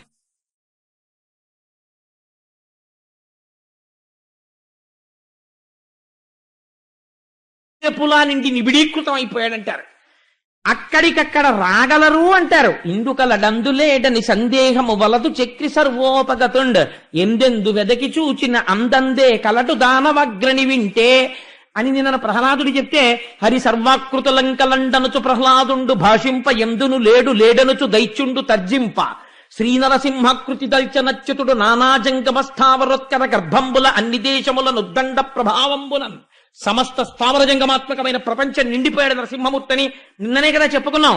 అలా అంటారు, ఉన్నాడు ఉన్నాడు అంతటా ఉన్నాడంటారు, అంతర్బహిష్య తత్సర్వం వ్యాప్య నారాయణ స్థిత అంటారు. కానీ అలా వాళ్ళు అంటున్నారు, కానీ అలా అన్నవాడు నిజంగా ఉన్నాడో లేడో, కలడు కలండనడు వాడు కలడో లేడో అంది. అంటే ఓహో ఇంకా నీకు అనుమానం ఉన్నప్పుడు నేను ఎందుకు రావడం అని ఆయన ఊరుకున్నాడు. దీనికి రామకృష్ణ పరమహంస ఓ చిన్న ఆఖ్యానం చెప్పారు. ఒకసారి వైకుంఠంలో శ్రీమన్నారాయణుడికి కాళ్ళు ఒత్తుతోందట లక్ష్మీదేవి. గభాలన పాన్పు మించి దూకి పరిగెడుతున్నాడు స్వామి. అయ్యో ఎక్కడికండి అలా వెళ్ళిపోతున్నారు అందావిడ. అంటే నాకు పరమభక్తుడైన వాడు ఉన్నాడు, ఆయన చాకలి బట్టలు ఆరేసుకుంటుంటాడు, ఆయన విరోధులు ఆయన్ని రాళ్లు పెట్టి కొడుతున్నారు, రక్షించడానికి పరిగెడుతున్నాను, మనస్సులో కేశవ నారాయణ అంటూ పరిగెడుతున్నాడు అన్నారు. అని గుమ్మం దాకా వెళ్ళి వెనక్కి వచ్చేసాడు. అదేమండి వచ్చేసారేమండి అంది. వాడు వెనక్కి తిరిగి రాయేశాడు అన్నాడు. అంటే తన రక్షణ తాను చూసుకుని ఈశ్వరుడు ఉన్నాడో లేడో అని అనుమానం ఉన్నవాడి జోలికి ఈశ్వరుడు వెళ్ళడం, వాడు ఉన్నాడన్న పూనికతో ఉండి శరణాగతి చేసిన వాడి కోసం ఆయన ఎడతాడు. అందుకని కలడు కలండెనడు వాడు కలడో లేడో ఈ అనుమానం ఉంది, అందుకే రాలేడు. కానీ ఈ అనుమానం పైన తింటోంది, కింద మొసలి తింటోంది. అందుకని ఏమవుతోంది, మృత్యువు కబళించేస్తోంది. ఆ కాలు డొల్ల చేసేసి ఇంకా ఈ ఏనుకి ఊపిరైపోయింది లేరా అని పిల్ల మొసళ్ళు కూడా వచ్చేసి కొరికేస్తాయి. ఇప్పుడంది, అయ్యా స్వామి కలుగడే నా పాలి కలిమి సందేహింప కలిమిలే ములులేక కలుగువాడు. పోతన గారి పద్యాలు ఏమి పద్యాలండి, అమృత గుళికలు ఆ పద్యాలు, ప్రాణం నాకు. ఈ పోతన గారి పద్యాన్ని ఓ తక్కెట్లో పెట్టి నాకున్న ఐశ్వర్యాన్నంతటినీ ఓ తక్కెట్లో పెడితే నేను ఈ పద్యాన్ని కోరుకుంటాను. ఎంత గొప్ప పద్యం అంటే, కలుగడే నా పాలి కలిమి సందేహింప కలిమిలే ములులేక కలుగువాడు, నా కడ్డబడరాడి నలిన సాధువుల చేబడి సాధువుల కడ్డుబడివాడు, లీలతో నా మొరాలింపడే మొరగుల మొరలు రెంగుచు తన్ను మొరగువాడు, ఆది మధ్యంతములు లేక ఎరలువాడు, భక్త జనముల దీనుల పాలివాడు, వినడే చూడడే తలపడే వెగరాడే అంది. ఇన్నాళ్ళు ఏనుగు పూజ చేసినట్టు గజేంద్ర మోక్షంలో ఎక్కడ చెప్పలా పోతన గారు. ఇప్పుడు అంటున్నారు, ఈ ఏనుగు భగవంతుడికి కండిషన్ పెట్టింది. సర్వధర్మాన్ పరిత్యజ్య మామేకం శరణం వ్రజ అహం త్వా సర్వపాపేభ్యో మోక్షయిష్యామి మా శుచ భగవద్గీత. ఆఖరణని నాకేమీ చేత కాదు ఈశ్వరా అని శరణాగతి చేసేయి. ఇంత కాళహస్తీశ్వర శతకం రాసిన ధూర్జట ఆఖరికన్నాడు, రోషీరోజదు కామినీ జనుల తారుణ్యోరు సౌఖ్యంబులన్ బాషీబాజదు పుత్రమిత్రధన సంపద్భ్రాంతి వాంఛాలతల్ కోశీకోజదు నామ నంబకట నీకున్ ప్రీతిగా సత్క్రియల్ చేసీచేయదు నా ఈ మనసు త్రుళ్ళన చవే శ్రీకాళహస్తీశ్వర అంటాడు. ఇలా సేవ చేసినట్టుంటుంది, జారిపోతుంది, పుణ్యం చేసినట్టుంటుంది, జారిపోతుంది. ఎప్పుడు భార్య బిడ్డల మీద తిరుగుతుంటుంది. ఈ మనస్సును నేను నిగ్రహించుకోలేను, నువ్వు నిగ్రహించు అంటాడు. కవులు స్వేచ్ఛండి, వాళ్ళు ఎంత అందంగా మాట్లాడతారో తెలుసా. నాకు నిజంగా ధూర్జటి కాళహస్తీశ్వర శతకంలో చాలా ఇష్టమైన పద్యాలు రెండు ఉన్నాయి. ఒకటో పద్యం ఏమిటో తెలుసా అండి, ఈశ్వరుణ్ణి ఇలా నిలదీసేవాడు ఎవడుంటాడండి.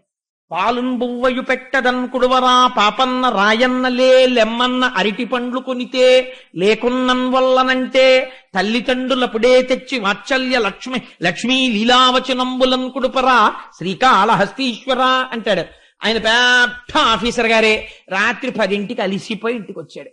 వచ్చి అమ్మయ్య అని కోటు చొక్కా విప్పి ఆ హ్యాంగర్కి పెట్టుకుని, అమ్మయ్య ఉసే కాస్త అన్నం పెట్టవే తిని పడుకుంటాను, చాలా అలిసిపోయాను అన్నాడు. ఏమన్నం పెట్టడం అండి, పిల్లాడికేమో మొన్నటి వరకు జ్వరం వచ్చి తగ్గింది, నీరసపడిపోయాడు, ఇవాళ అన్నం తినరా అంటే వాడు ఒక్క ముద్ద తింటలేదు. బయట చూస్తే వాన, పనిపిల్ల కూడా వెళ్ళిపోయింది, అరటిపండుతో కలిపి పెడితే తింటానంటున్నాడు, ఒక్క అరటిపండు లేదు ఇవాళ ఇంట్లోనూ అంది. ఏమండి బాబు కాస్త ఆ కిల్లి కొట్టుకెళ్ళి అరటిపండు తెచ్చేద్దరు అంది. డ్రైవర్ కూడా వెళ్ళిపోయాడు. కాబట్టి ఏం చేస్తాడు ఈయన, చీకట్లో గొడుగు కనపడలేదు. అయినా కొడుకు కోసం ఏం చేయాలి, చచ్చినట్టు వెళ్ళి తీసుకురావాలి అరటిపండు. ఎందుకు, తల్లి తండ్రి కాబట్టి. అందుకని ఏం చేశాడు, ఓ గొడుగో తువ్వాలో వేసుకుని ఆ కిళ్ళి కొట్టుకుపోయి ఓ అరటిపండు అట్టుకొస్తే అరటిపండు పిసికి అన్నం పెడితే వాడు నాన్నగారండి అని ఇలా చూస్తూ గుటిక్కు గుటిక్కు మింగేశాడు. తిన్నావా, నన్ను ధరించేవరా నాయన అనుకుని అప్పుడు స్నానం చేసి వచ్చి ఈయన అన్నం తిన్నాడు. కన్నందుకు వెళ్ళి తెచ్చాడా లేదా అరటిపండు. పాలుంబువ్వయు కుడువరా పాపన్న రాయన్న లే లెమ్మన్న, ఎటువంటి పేరు ఎట్టుకున్నారు చూడండి, పాపన్న. నాకు అన్ని పాపాలే ఉన్నాయి. అందుకని విరే పాలు బువ్వ పెడతాను రా తినరా, నువ్వేమో వేదం చెప్పాను, భగవద్గీత చెప్పాను, ఉపనిషత్తులు చెప్పాను అంటే నేను పాపన్నని, నాకేం ఎక్కం. నువ్వేం చెయ్యాలి? నువ్వు తల్లివి తండ్రివి, నువ్వు చదువుకోలేదని నువ్వు వెళ్ళిపోతే నువ్వేం కుదరదు. నువ్వేం చేయాలో తెలుసా? పిల్లాడు ఏం చేస్తాడు? అరటి పండ్లు కొనితే లేకున్నం వల్లనంటే, అరటి పండ్లు తెస్తే తప్ప నేను అన్నం తింటే తండ్రి వెళ్ళి తెచ్చాడా లేదా? అలాగే నువ్వేం చేస్తావు? నేను ఎక్కడో చేసిన ఓ పుణ్యం వెతుక్కుని చిన్న పుణ్యం పట్టుకుని ఒరే నువ్వు ఎంత పుణ్యం చేశావురా అని నీలో కలిపేసుకున్నాడు. నీకంటే ఎవడు చెప్తాడు? శ్రీశైలేషు భజింతునో యభవు కాంచీనాథు సేవింతునో కాశీవల్లభు కల్వబోధన మహాకాళేషు పూజింతునో నా శీలం బడువైన మేరువణుచున్ రక్షింపవే నీ కృపా శ్రీ శృంగార విలాసహాసములచే శ్రీకాళహస్తీశ్వర. ఎంత గడుసుతనమండి ధూర్జటి నిజంగా. అలా ఇక్కడ ఈయనంటున్నాడు, వచ్చేవాడు ఎలా రావాలి? కలుగడే నా పాలి కలిమి సందేహింప కలిమిలే ములులేక కలుగువాడు. వీడు డబ్బున్నవాడా డబ్బు లేనివాడా, వీడు ఇంతకు ముందు నన్ను ఏమైనా పూజ చేశాడా పూజ చేయలేదా, పుణ్యం చేశాడా పుణ్యం చేయలేదా, ఇవన్నీ చూసేవాడు కాడు నా స్వామి. నేను ఇప్పుడు బుద్ధొచ్చి శరణాగతి చేస్తే నన్ను రక్షించే తత్వం ఉన్నవాడు. ఆయనకి డబ్బు ఉన్నవాడు డబ్బు లేనివాడు అన్న భేదం లేనివాడు. వృషద్విచిత్రతల్పయో భుజంగ ముక్తికస్రజో గరిష్టరత్నమష్టయో సుహృద్విపక్షపక్షయో తృణారవింద చక్షుషో ప్రజామహీ మహేంద్రయో సమత్ప్రవర్తయన్ మనక్కదా సదాశివం భజే అంటాడు రావణుడు. అలా ద్వంద్వములు లేనివాడు, ఏకత్వం ఉన్నవాడు, అందుకుని వాడు నన్ను కాపాడాలి. కలుగడే నా పాలి కలిమి సందేహింప కలిమిలే ములులేక కలుగువాడు నా కడ్డబడరాడి నలిన సాధువులచే బడిడి సాధువుల కడ్డుపడివాడు. చాలా సాధు పురుషులైనటువంటి మహాభక్తులైనటువంటి వాళ్ళు స్తోత్రం చేసినంత మాత్రం చేత పరిగెత్తుకుంటూ వచ్చి రక్షించినటువంటి స్వరూపం ఉన్నటువంటి పరమాత్మను రక్షించాలి. ఎలా రావాలో తెలుసా? లీలతో నా మురాలింపడే మొరగుల మొరలెరుంగుచు తన్ను మురగువాడు. దీనికోసమని ప్రహ్లాదుడి కోసం వచ్చినట్టు అక్కడి నుంచి రాలేదండి. వచ్చేటప్పుడు నువ్వెప్పుడో ఇన్నాళ్ళు పూజ చేయకుండా చచ్చిపోయే ముందు ఆ నీళ్లలో నిలబడి నన్ను పిలిస్తే నేను వచ్చేస్తానేటయా అని రాకూడదు. నువ్వు తప్ప దిక్కు లేదని నేను చెప్తున్నాను ఇవాళ. అందుకు నువ్వు ఎలా రావాలో తెలుసా?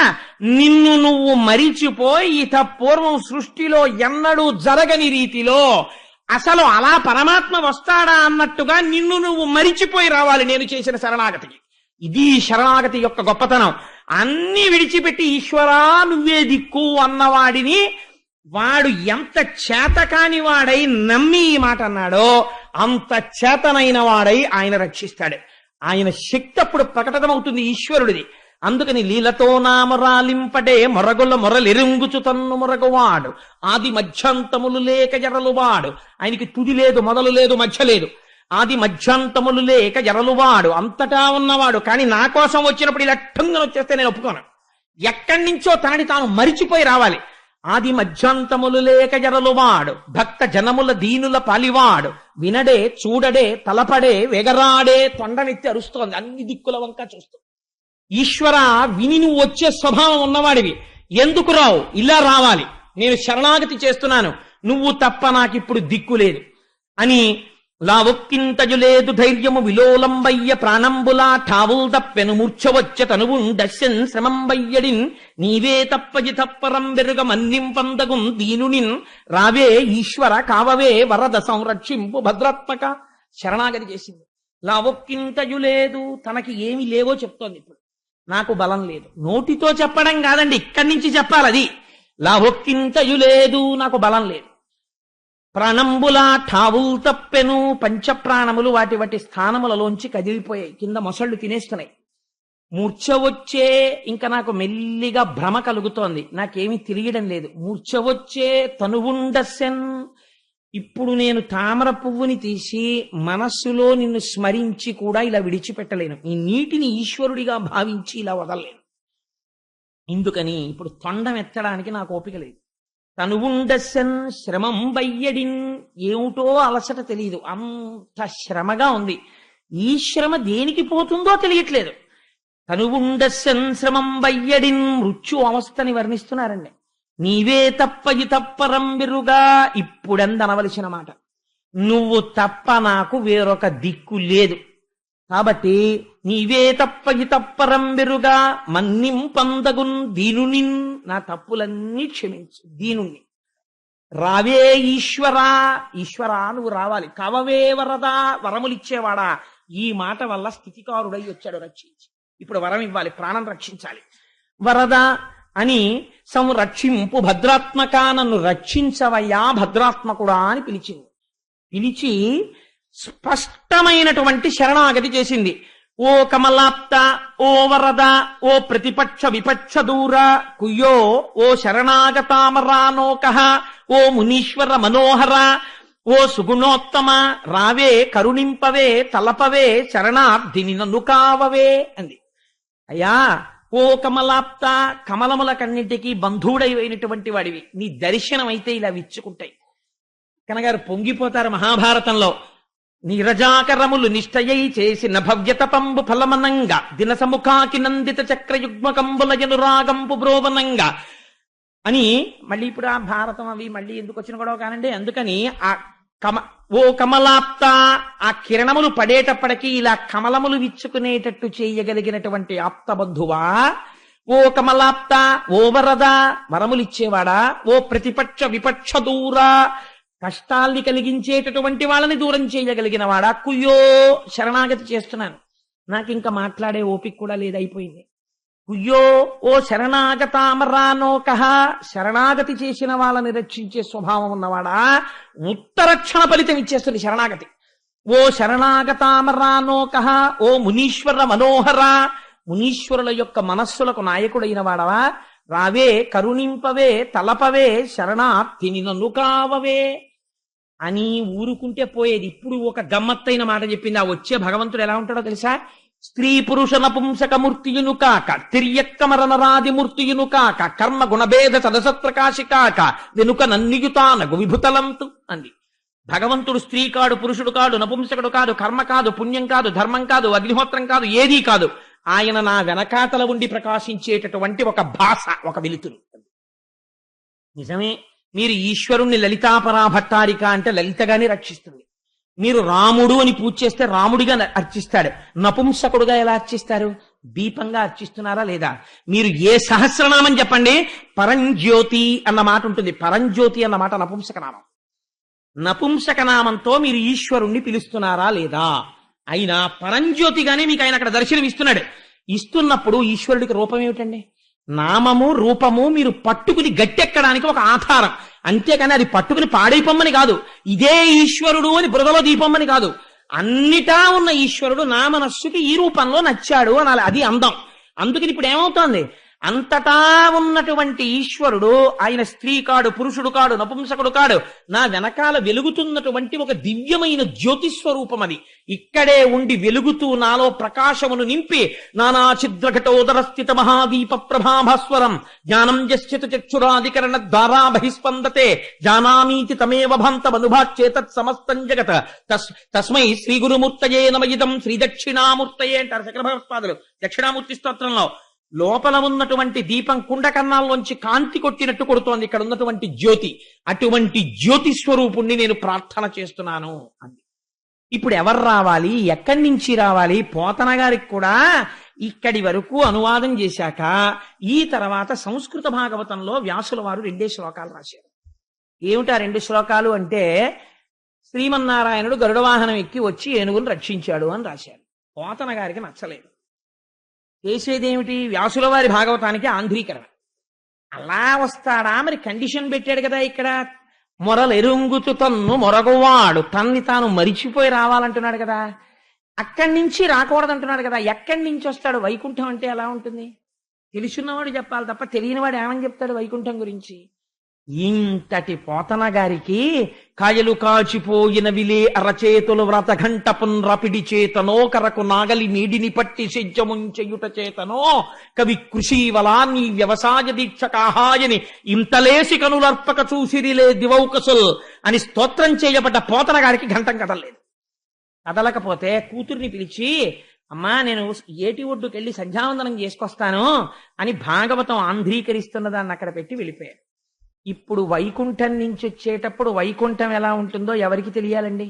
ఇవి వైష్ణవ ఆగమ మంత్ర వ్యాఖ్యానం అంటారు ఆ పద్యాలను. అందుకే తెలుగు గజేంద్ర మోక్షం అంత గొప్పతనం వచ్చింది. 12 మధ్యభ పద్యాలైంది. ఏనుగు బాధలో ఉంది, అది రక్షణ పొందే వరకు మధ్యభవృత్తంలో పడ్డాయి పద్యాలు. ఈయన పోతన గారు బయటికి వెళ్ళిపోగానే ఇప్పుడు వైకుంఠం గురించి చెప్పవలసిన వాడు శ్రీమన్నారాయణుడు రామచంద్రమూర్తి చెప్పాలి. ఆయన పలికిస్తున్నవాడు. అందుకని ఆ రాముడు పోతన గారి రూపంలో ఇంట్లోకి వచ్చాడు. అదేమిటి నాన్న అప్పుడే అయిపోయిందా సంధ్యావందనం అంది కూతురు. అయిపోయిందమ్మా, పద్యం పూర్తి చేయడం స్ఫురణకొచ్చిందమ్మా, వ్రాద్దామని వచ్చానని ఆ పుస్తకం తీసి ఘంటంతో రాసేశారు. రాసేసి ఘంటం పెట్టి, అమ్మా ఇప్పుడే వస్తాను తలుపేసుకో అని వెళ్ళిపోయారు. అసలు పోతన గారు లోపలికి వచ్చారు. మళ్ళీ ఇలా తలపట్టు కూర్చున్నారు. ఏం నాన్న అలా ఉన్నామంది. అమ్మా పద్యపూర్ణం వెళ్ళటం లేదమ్మా, ఈ సందర్భం ఎలా పెడుతుందో తెలియట్లేదన్నారు. ఏమిటి నాన్న అలా అంటావు, ఇప్పుడు నువ్వే కదా అమ్మా, అద్భుతమైన ఆలోచన వచ్చింది. వైకుంఠం నుంచి, వైకుంఠం ఎలా ఉంటుందో, నారాయణుడు అక్కడ ఎలా ఉంటాడో, ఎలా వస్తాడో నాకు ద్యోతకమైంది, రాస్తున్నానని ఘంటం పెట్టి రాసి వెళ్ళావు కదా అంది కూతురు. నే రాశానా అన్నారు పోతన గారు. నువ్వే నాన్న, నేనే తలుపు తీశాను, నువ్వు వచ్చి కూర్చుని రాశావంది కూతురు. ఏది అని భాగవతం ఇలా తీశారు. తీస్తే అందులో రాసేసి ఉన్నాయి పద్యాలు. అల వైకుంఠపురంబులో నగరిలో ఆమూల సౌధంబుదాపల మందారవనాంతరామృత సర ప్రాతిందు కాంతోపలోత్పల పర్యంకరమా వినోదియగు ఆపన్న ప్రసన్నుండు విహ్వల నాగేంద్రము పాహి పాహియన కుయ్యాళించి సౌరంభియై. ఆ వచ్చినటువంటి వాడు అలా వైకుంఠపురంబులో నగరిలో ఆమూల సౌధంబుదాపల మందారవనాంతరామృత సర ప్రాంతేదు కాంతోపలోత్పల పర్యంకరమా వినోదియగు ఆపన్న ప్రసన్నుండు. ఎక్కడో అల వైకుంఠపురంబులో, అక్కడ వైకుంఠపురం, ఆ వైకుంఠపురం లోపల బయట సనక సనందనాది మహర్షులు, నారదుడు, గరుత్మంతుడు, విశ్వక్సేనుడు, ధను కౌమోదికి శంఖ చక్రనికాయంబును, ఆయన ధనస్సు, కౌమోదికి అనబడేటటువంటి గద అన్ని బయట పురుషాకృతులలో ఎదురు చూస్తున్నారు. లోపల ఎక్కడో ఆమూల సౌధంబు దాపల, ఆ లోపల ఒక మూల ఒక పెద్ద అమృత సరోవరం. ఆ అమృత సరోవరం పక్కన చంద్రకాంత శిలలతో నిర్మించబడినటువంటి పర్యంకం. ఆ పర్యంకం మీదంతా అలంకారము చేయబడి పరచబడినటువంటి అరవిరిసిన కమల పూలు. ఆ కలువ పూల మధ్యలో పడుకున్నటువంటి లక్ష్మీదేవి. ఆ లక్ష్మీదేవి పక్కన కూర్చుని ఆవిడ పైట కొంగుని చేత్తో పట్టుకుని వేళ్లకి చుట్టుకుని చంటి పిల్లాళ్ళ ఆడుకుంటున్నటువంటి శ్రీమన్నారాయణుడు. ఇప్పుడు ఈయనకి ఏం వినబడింది అంటే, అల వైకుంఠపురంబులో నగరిలో ఆమూల సౌధంబుదాపల మందారవనాంతరామృత సర ప్రాతేందు కాంతోపలోత్పల పర్యంకరమా వినోదియగువాపన్న ప్రసన్నుండు. అలా భార్యతో ఆడుకుంటున్నా సరే తనని ఎవరైనా ఒక్కసారి మనస్ఫూర్తిగా పిలిస్తే పరిగెత్తుకొచ్చేటటువంటి లక్షణమున్న అపన్న ప్రసన్నుండు విహ్వల నాగేంద్రము పాహీ పాహీ అన కుయ్యాళించి సంరంభియై. ఆ ఏనుగు శరణాగతి చేసి కలుగడే నా పాలి కలిమి సందేహింప కలిమిలే ములులేక కలుగువాడు అన్న పద్యం వినపడిందంటే శరణాగతి చేసి దాని దురవస్థని గమనించాడు. సిరికింజప్పడు శంఖ చక్రయుగముంచేదోజి సంధింపడే పరివారంబును జీరడభ్రగపతిన్మన్నింపడు ఆకర్ణికంతరథం మిల్లము చక్కనొత్తడు వివాద ప్రోద్ధిత శ్రీ కుచోపరి చలాంచలమైన వీడడు గజప్రాణ అవనోత్సాహి అయి. ఏమి పోతనగారండి, మహానుభావుడు రామచంద్రమూర్తి ఆయన రూపంలో వచ్చి పూర్తి చేశారు. ధన్యుడైపోయారు మా పోతన గారు. అందుకని సిరికింజప్పడు ఆ పమిట కొంగు వేళ్లకి చుట్టుకుని ఆడుకుంటున్నాడు. ఆడుకుంటున్నవాడు లక్ష్మీదేవికి చెప్పలేదు. చెప్పకుండా పమిట కొంగు అలాగే పట్టుకుని పరిగెత్తుకుంటూ వెళ్ళిపోతున్నాడు. సిరికింజప్పడు శంఖ చక్రయుగముంచేదోయి సంధింపడు. ఆ శంఖం చక్రం ఇవేమీ లేవు. అసలు నాకు అనిపిస్తుంది గజేంద్రమోక్ష సన్నివేశంలో నిజంగా అలా వస్తున్నటువంటి నారాయణుడి చిత్రపటం గీసిన వాళ్ళు ఉన్నారా? నేను మొన్నటి రోజున భీష్ముడి గురించి చెప్తే ఎవరో ఒక పిల్లవాడు నాకు ఇక్కడ ఫోటో ఇచ్చాడు. ఇస్తే నేను చాలా క్యాజువల్ గా తీసుకుని జేబులో పెట్టుకుని వెళ్ళిపోయి ఇంటికి వెళ్ళిన తర్వాత ఫోటో అక్కడ పెట్టాను, కళ్ళజోడును పెడుతుంటే చూసి ఆశ్చర్యపోయాను. నిజంగా భీష్మాచార్యులు వారు రథం మీద ఇలా పొంగిపోతుంటే కిందకి దిగిపోయి అర్జునుడు ఇలా కృష్ణుడు చక్రం పట్టుకు వచ్చేస్తుంటే అర్జునుడు కాళ్ళు పట్టుకుని బావా వద్దు బావా అని వేడుకుంటున్న కురుక్షేత్ర సంగ్రామంతో కూడుకున్న ఫోటోని ఇచ్చాడు పాపం ఆ పిల్లవాడు. ఎవరో నాకు ఇంటికి వెళ్ళి మురిసిపోయాను. రోజు చూద్దామని దాన్ని ఎదురుగుండా పెట్టాను కూడా. సో నేను ఎందుకు చెప్తున్నానంటే అలా రావడంలో పోతన గారి లైవ్ టెలికాస్ట్ చూడండి. సిరికింజప్పడు లక్ష్మీదేవికి చెప్పలేదు. శంకర చక్ర యుగమున్ చేదోజి సంధింపడు. చేతుల్లో శంఖం లేదు, చక్రం లేదు, గదా లేదు, పద్మం లేదు, 4 చేతులు ఖాళీ.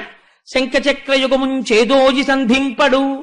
ఆ పరివారంబును జీరడు. వెనకనొస్తున్నటువంటి పరివారాన్ని అడగడు, ఓ మాట మాట్లాడు.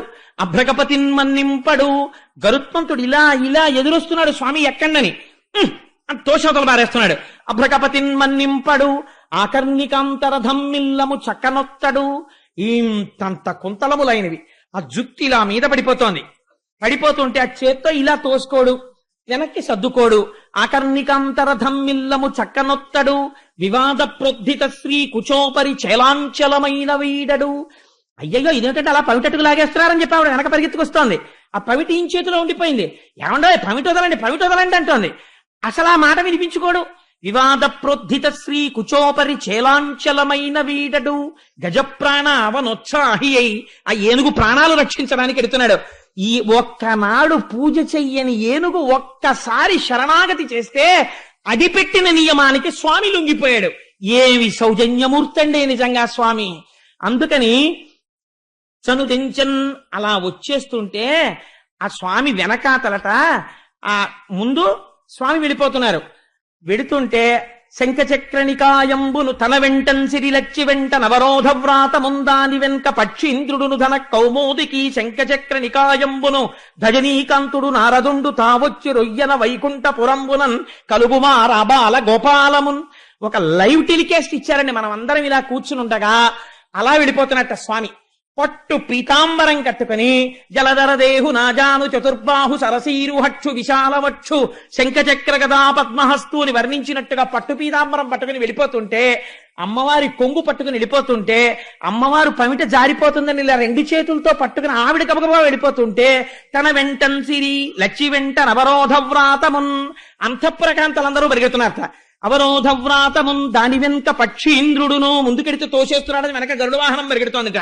దాని వెనుక పక్షీంద్రుడును దాని వెనుక ధను కౌమోదికి శంఖచక్ర నిగాయంబును శంఖము చక్రము కౌమోదికి శార్ంగం అనేటటువంటి ధనస్సు ఆ బాణముల యొక్క ఆ పెట్టుకునేటటువంటి తూణీరము ఇవన్నీ కూడా వెనకాతల పురుష రూపాన్ని దాల్చి పరిగెత్తుకొచ్చేస్తున్నాయిట.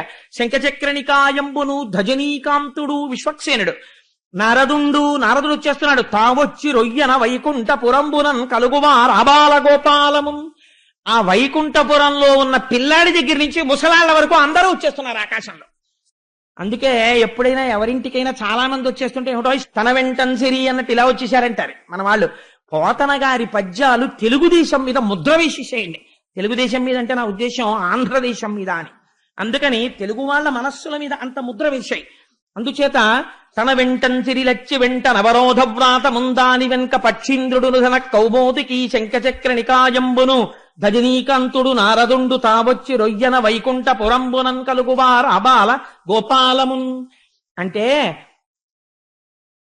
అమ్మవారి దగ్గరికి వెళ్ళి అడుగుతున్నారు, అమ్మా అసలు ఎక్కడికి వెళ్తున్నాడమ్మా, నీకు తెలుస్తుంది కదా ఆయన సంగతి, ఇలా ఎప్పుడైనా వెళ్ళాడా ఇంతకు పూర్వం, ఎటుమా ఇలా వెళ్ళిపోతున్నాడు అనుకున్నారట.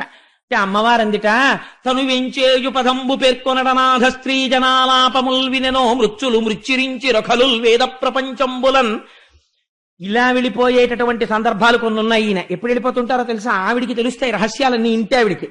ఆయన ఈ టైంలో వెళ్ళారంటే ఖచ్చితంగా ఎక్కడికే వెళ్ళరా, శివాలయంలో పడి ఉంటాడు, అక్కడ ప్రదక్షిణం చేస్తుంటాడంటుంది. ఆవిడికి తెలుసు ఈయన సంగతి. అందుకని చనుది ఆ వచ్చినటువంటి వాడు అలా వచ్చేస్తున్నాడు ఎవరికీ చెప్పకుండా అంటే ఆయన తప్పకుండా వేద ప్రపంచంబులన్ ఎవరో కలులు వేద ప్రపంచాన్ని తస్కరించారు, సోమకుడు తస్కరించినట్టు, అప్పుడు వెడుతుంటారు. లేకపోతే ఏదైనా సభలలో ఆర్తి చెందినటువంటి కాంతలు గోవిందా అని ప్రార్థన చేస్తే వెడతాడు. అంటే ఏ ఏ సందర్భాల్లో ఇతపూర్వం వెళ్ళాడో స్వామివారు అమ్మ జ్ఞాపకం చేసుకుంటోంది. అందుకని అట్లాంటి సందర్భాల్లో వెడతాడు. భక్తులంకని చక్రాయుధుడేడి తెల్పుడని ధిక్కారించిరో దుర్జనుల్. చిన్న చిన్న పిల్లలైన భక్తుల్ని పట్టుకుని ఏడ్రా ఎక్కడున్నాడు చూపించు పరమాత్మ అని కొంతమంది పెద్దవాళ్ళు ధిక్కరిస్తుంటారు. నిన్ననేగా విన్నాం హిరణ్యకశిపుడు ప్రహ్లాదుడు. అందుచేత తను వేంచేయు పదంబు పేర్కొనడనాథ స్త్రీ జనాలాపముల్ వినినో మృత్యులు మృత్యురించిర ఖలుల్ వేద ప్రపంచంబులన్ ధనుజానీకము దేవతానగరిపై దండెత్తనో భక్తులంగని చక్రాయుధుడేడి తెల్పుడని ధిక్కారించిరో దుర్జనుల్. అందుకని ఇలాంటి సందర్భాలు ఏమైనా వచ్చాయేమో స్వామి అలా పరిగెడుతున్నాడు అందావిడ. కానీ వీళ్ళు ఊరుకుంటారా, అమ్మా ఎక్కడికెడుతున్నాడో అడుగమ్మా, ఎక్కడికెడుతున్నాడో అడుగమ్మా, మేము వెడితే చెప్పట్లేదమ్మా, అడుగమ్మా అడుగమ్మా అంటున్నారు. ఒక పక్కనేమో గబగబా నడిస్తే స్వామివారి కాళ్లలో కాళ్ళు పడిపోయి కింద పడిపోతుంది. నడిచేవాడికి చేతులు ఊగాలి, చేతులు ఊపుకుంటూ పోని వెనకాతల గబగబా వెడదామంటే పమిట కొంగు వెళ్ళిపోతున్నాడు. అందుకని రెండు చేతులు పమిట కొంగు అడ్డెట్టుకుంది, ఆ పమిట కొంగు జారిపోకుండాను. అలా వెళ్ళిపోతున్నటువంటి తల్లి నిజంగా అమ్మవారు పడింది ఆ రోజున బాధ. అడిగదన్నది కడుబడ్డి జన్ను అడిగిన తన మగడు నుడ్డుబడ్డ నిన్నడయ్య డగున్ వెడ్డబెడ్డ సిడ్డి ముడ్డిద్ద డబ్బడ్డ నడ్డుగిడ్డున్నడ్డు గిడ్డదు జడ్డిమన్నడ్డు గిడ్డున్న డలన్. పోతన గారి పద్యం కూడా అలాగే పడింది. ఆయన అంటారు, ఆ వెడుతున్నప్పుడు అయ్యవారి కాళ్లలో అమ్మవారి కాళ్ళు పడిపోతూ ఈ అడుగుతున్న వాళ్ళ మాటలకి జవాబులు చెక్కలేక అమ్మవారి అడుగులు తడబడుతూ అయ్యవారి వెనకాతలు నడిచింది. ఇదో కష్టం. నిటలాలకములంట నివురు ఝుమ్ ఝుమ్మ నివురు ఝుమ్ ఝుమ్మ నిముఖ సరోజము నిండ ముసురుదెంట్లు. అమ్మవారేమో ఒక పక్క అయ్యవారితో ఇలా చేతులు పెట్టుకుని వెళ్ళిపోతుంటే అమ్మవారి ముఖమండలాన్ని చూసేయట. అక్కడ ఉన్నటువంటి పెద్ద పెద్ద తుమ్మెదలు ఉరే ఉరే పద్మాననే అమ్మవారు చాలా పద్మంలా ఉంటుంది కదా ఆవిడ ముఖం. ఉరే ఎంత పెద్ద పద్మం వస్తోందో తేనె తాగేద్దాన్ని రందడి తుమ్మెదలన్నీ వచ్చి అమ్మవారి ముఖం మీద వాలిపోయిట. నిటలాలకములంట నివురు ఝుమ్ ఝుమ్మ నిముఖ సరోజము నిండ ముసురుదెంట్లు నలులనోపక జిల్గ అలనల్ల చేరి నయోష్టబింబజ్జుతలొడి ఎదురుకు సుఖములను తోల చెచ్చుర్మీనములకు మందాకినీ పాఠీన లోకమిగుచు మీన పంక్తులు దాట మీతీగతో రాయ శంపాలతలు మింట సరణి కట్టు శంపలను తోల చక్రవాకంబులు కుచయుగంబును చూసి కొవ్వు చూపు మెలతో మగిలు పిరిది మెరుగు దీవయు పోల జలదువర్ను వెనుక జనెడునప్పుడు. అమ్మవారి ముఖం మీద ఆ తుమ్మెదలన్నీ వాలిపోతే అమ్మవారు అయ్యో అయ్యో అయ్యో అయ్యో పద్మం కాదే ఇది లక్ష్మీదేవిని, నా ముఖమే పక్కకి పోండే అని ఎడం చేత్తో పమిట పట్టుకుని కుడి చేత్తో తుమ్మెదల్ని తోలేసిందిట. ఇంకొంచెం ముందుకెళ్ళిందిట, ఆకాశగంగ కనపడిందిట. ఆయన పాదములందే అది జనించే ఆ ఆకాశగంగలో చేపలు తిరుగుతున్నాయి. అవి చూసేయట. చూసి వక్రలక్ష్మి పరివాహ చలన్మీ నభలోచన, చేప పిల్లల్లా ఉంటాయి కదా అమ్మవారికి, మీనాక్షి అని పేరు. అందుకని అమ్మో ఎంత బాగున్నాయో చేపలు, చిన్ని చిన్ని చేపలు మింగేద్దాని రండి పెద్ద పెద్ద చేపల కళ్ళ దగ్గరికి వచ్చేసేట. అయ్యమీ మొహం ఇచ్చా ఇవి చేపలు కావే నా కళ్ళు అని అమ్మవారు చేపల్ని తోలేసిందిట. ఆ తర్వాత ఇంకొంచెం ముందుకెళ్ళిందిట. వెళ్ళేటప్పటికి మీతీగతో రాయ శంపాలతలు మింట సరణిగట్టు. అమ్మవారు అయ్యవారితో వెడుతున్నప్పుడు ఎలా ఉంటుందంటే నీలతోగిత మధ్యస్థ విద్యుల్లేకే భువాస్వర మంత్రపుష్పంలో వాక్యం తెచ్చుకున్నారు పోతన గారు. జలదువర్ను వెనుక జనెడినప్పుడు మేఘం మధ్యలో మెరుపు తీగల అమ్మవారు ఎడుతోంది వెనకాల. అమ్మవారిని చూసి మెరుపులు అనుకున్నాయిట, ఓహో ఇంద్రుడు ఆజ్ఞ ఇచ్చేళ్లా ఉంది వర్షం కురవమని, మెరుపు వెళ్ళిపోతుంది, అయ్యో పెద్ద మెరుపు మనమో వెళ్ళాలని మెరుపులన్నీ వచ్చేసి అమ్మవారి పక్కన మెరుపులు మొదలెట్టేట. అయ్య మీ మొహం ఇచ్చా నేను మెరుపు తీగను కాదే నేను లక్ష్మీదేవిని పొండి పండని అమ్మవారి మెరుపు తీగల్ని పంపించేసిందిట. నిటలాలకములంట నివురు ఝుమ్ ఝుమ్మ నిముఖ సరోజము నిండ ముసురుదెంట్లు నల్లుల నోపక జిల్క అలనల్ల చేరి నయోష్టబింబజ్జుతలొడి ఎనురుకు. అదో చిత్రం. సరస్వతీదేవి బ్రహ్మలోకంలో కూర్చునుంటే ఒక గమ్మత్తోటి ఉంటుంది. భారతీదేవి ముంజేతి పలుక చిలుక సదయ గజాన సద్బ్రహ్మచారి మాకు వేదశాస్త్ర పురాణాది విద్యలెల్ల తరుణి నియాన ఘంటాపదంబు మాకు అంటారు చిత్రలీయంలో. సరస్వతీదేవి దగ్గర ఉండేటటువంటి చిలుక హంస ఈ రెండింటికి కూడా వేదాంగాలు వచ్చేస్తుంటాయి. అందుకని అమ్మవారి దగ్గర ఉండేటటువంటి చిలుక దొండపండు తినడానికి అలవాటు పడి ఉంటుంది. దానికి దొండపండు అంటే చాలా ఇష్టం. సరస్వతీదేవి దగ్గర కూర్చున్నటువంటి చిలుకలుట అలా వెళ్ళిపోతోందిట. అమ్మవారు లక్ష్మీదేవి వెళ్ళిపోతుంటే అమ్మవారి యొక్క అధరాన్ని చూసేయట కింది పెదివిని. అమ్మో ఎంత ఆరముగ్గిన దొండపండో కొరికేద్దాని రెండన చిలకలు వచ్చేసేయట. అమ్మవారి చిలకల్ని తోసేసి మీ మొహం ఇట్లా ఇది నా పెదవే అది దొండపండు కాదని చిలుకల్ని తోసేసిందిట. ఎన్ని కష్టాలంటే అమ్మవారికి. నిజంగా ఆ స్థితిలో అమ్మవారిని అంత గొప్పగా వర్ణించారు పోతనామాచ్యుల వారు. ఇలాంటి తల్లి జలదువర్ను వెనుక జనెడునప్పుడు ఆ మేఘస్వరూపంతో ఉన్నటువంటి శ్రీ మహావిష్ణువు వెనకాతల అమ్మవారు ఇలా వెళ్ళిపోతుంటే ఆయన అంటారు, ఆ తాటంకాచలనంబుతో నటభుజద్ధమ్మిల్ల బంధంబుతో శాటీముక్త కుచంబుతో. అమ్మవారి పేరు చెప్పేటప్పటికీ పోతన గారికి ఒళ్ళు తెలియదండి. చెప్పేది గజేంద్ర మోక్షం శ్రీ మహావిష్ణువు కదా. పద్యాలు తీసుకెళ్లి అమ్మవారి మీద వేస్తున్నారు. ఎందుకని నమ్మితి నామ నంబున సనాతనులైన ఉమామహేషులన్ అంటుంటారు. అమలగన్నయమ్మ ముగురమ్మల మూలపుటమ్మ చాల పెద్దమ్మ సురారులమ్మ కడుపారడి బుచ్చినయమ్మ తన్నులో నమ్మిన వెల్పుటమ్మల మనంబున ఉండెడియమ్మ దుర్గమాయమ్మ కృపబ్ధినిచ్చుట మహత్వ కవిత్వ పటుత్వ సంపదల్. అటువంటి స్థితి కదా అయింది. అందుకని అమ్మవారి పేరు చెప్పేటప్పటికి ఎంత సంతోషమో. అందుకని ఆ కదులుతున్నటువంటి తాటంకాచలనంబుతో నటభుజద్ధమ్మిల్ల బంధంబుతో శాటీముక్త కుచంబుతో నధుడ చెంచత్కంచితో శీర్ణలలాటలేపనముతో మనోహర కర గ్రాహీ హస్తంబుతో. ఎన్ని రకాలుగా ఉందంటే ఆవిడ కోటీందు ప్రభతో ఉరోజభర సంకోచద్వి లగ్నంబుతో. లక్ష్మీదేవిని కళ్ళకి కట్టి చూపించారండి విష్ణు భగవానుడి వెనకాల పెడుతున్న లక్ష్మీదేవి. అమ్మవారు ఎలా ఉందంటేట తాటంకాచలనమ్ముతో. ఆ అమ్మవారి తాటంకాలు ఎన్నడైనా నడిచి వెళ్ళిందా మా తల్లికి? ఆవిడికి ఏం అవసరం? ఆవిడంత గబగబా నడిచి వెళ్ళిపోతూ ఇలా పమిట పట్టుకుని వెళ్ళిపోతుంటే చెవులకు పెట్టుకున్న తాటంకాలు ఇలా ఊగుతున్నాయిట. అవి ఊగుతుంటే అమ్మవారి ఎర్రటి చెక్కిళ్లల్లో ప్రతిఫలిస్తుంటే స్ఫురద్గండాభోగ ప్రతిఫలిత తాటంక జుగళం చతుశ్చక్రం మన్యేతవముఖమిదం మన్మదరథం యమారుహ్యదృహ్యత్కమనిరథమర్కేందు చరణం మహావీరోమార ప్రమదపతయే సంగీతపతే అంటారు సౌందర్యలహరిలో శంకరాచార్యుల వారు. అలా అమ్మవారి యొక్క తాటంకములు ఊగుతున్నాయిట. తాటంకాచలనంబుతో భుజనటద్ధమ్మిల్ల బంధంబుతో చేతులు ఇలా పెట్టుకుని గబగబా నడవడంలో భుజాలు ఇలా ఇలా కదలడంలో పెద్ద జుట్టుముడి కబరీబంధం ఆవిడిది. ఆ జుట్టు ముడికి భుజాలు ఇలా ఇలా తగలడంలో ఆ బంధం అంతా ఊడిపోయింది. ఊడిపోయి అమ్మవారి జుట్టు ఒక్కసారి ముడి ఊడిపోయి ఆ పిరుదుల కింద వరకు పెద్ద జడ ఆ కేశపాశం వేలాడుతోందిట. అమ్మవారి జుత్తుని అలా చూస్తే చాలండి అజ్ఞానం పోతుంది. ధునోతుద్భంతం నస్తులిత దళితేందీవరవనం అంటారు శంకరాచార్యులు వారు. అందుకని అటువంటి కేశపాశంట. అందుకని భుజనటద్ధమ్మిల్ల బంధంబుతో శాటీముక్త కుచంబుతో కట్టుకున్న పట్టుపుట్టం పమిట పక్కకి తొలగిపోయిందిట. శాటీముక్త కుచంబుతో నధృడచంచత్కంచితో గట్టిగా పెట్టుకుందిట మొలనూలు, దానికి చిరుగంటలు. అమ్మవారు అడుగు తీసి అడుగు వేస్తుంటే ఆ గంటలు గల్లు గల్లు గల్లు గల్లు అని మోగుతాయి. ఆ శబ్దాల్ని బట్టి అమ్మవారి పక్కన ఉన్నటువంటి హంసలు ఆ శబ్దాలు వింటూ అటు ఇటు ఊగుతూ అవి నడుస్తుంటాయి. అందుకని వాళ్ళని పరమహంసలు అంటారు. ఉచ్ఛ్వాస నిశ్వాసలో అమ్మవారి దర్శనం చేసే వాళ్ళని. అటువంటి పెట్టుకున్నటువంటి ఆ వడ్డాణం ఊడిపోయి కిందకి జారిపోతోంది. కిందకి జారిపోతున్న వడ్డాణంతో ఇలాంటి లక్ష్మీదేవిని దర్శించిన వాడు ఉన్నారండి మా పోతన గారు తప్ప. అందుకని నధృడ చించత్కంచితో శీర్ణలలాట లేపనముతో ఏ తల్లి ఇలా ఒక్కసారి చూస్తే అపాంగత్వే లబ్ధా జగదిదమనంగో విజయతే అంటారు. ఇలా క్రీగంటి చూపు చూస్తే కోట్లకు పడగలెత్తుతాడు కొన్ని జన్మలు.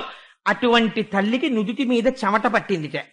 శీర్ణలలాట లేపనముతో ఆ మనోహరుడైనటువంటి భర్త చేతిలో ఉండిపోయిన పమిట కొంగుతో ఉరోజబర సంకోచద్ది లగ్నంబుతోన్ ఇన్ని బ్రహ్మాండములను పోషించేటటువంటి బరువైన స్తనమండలం ఇంత నడకలేక అలవాట్లేక నడుస్తుంటే నడువు కరకరలాడిపోయిందిట అమ్మవారికి ఆ రోజున. అలా నడిచి వెళ్ళిపోయిందిట.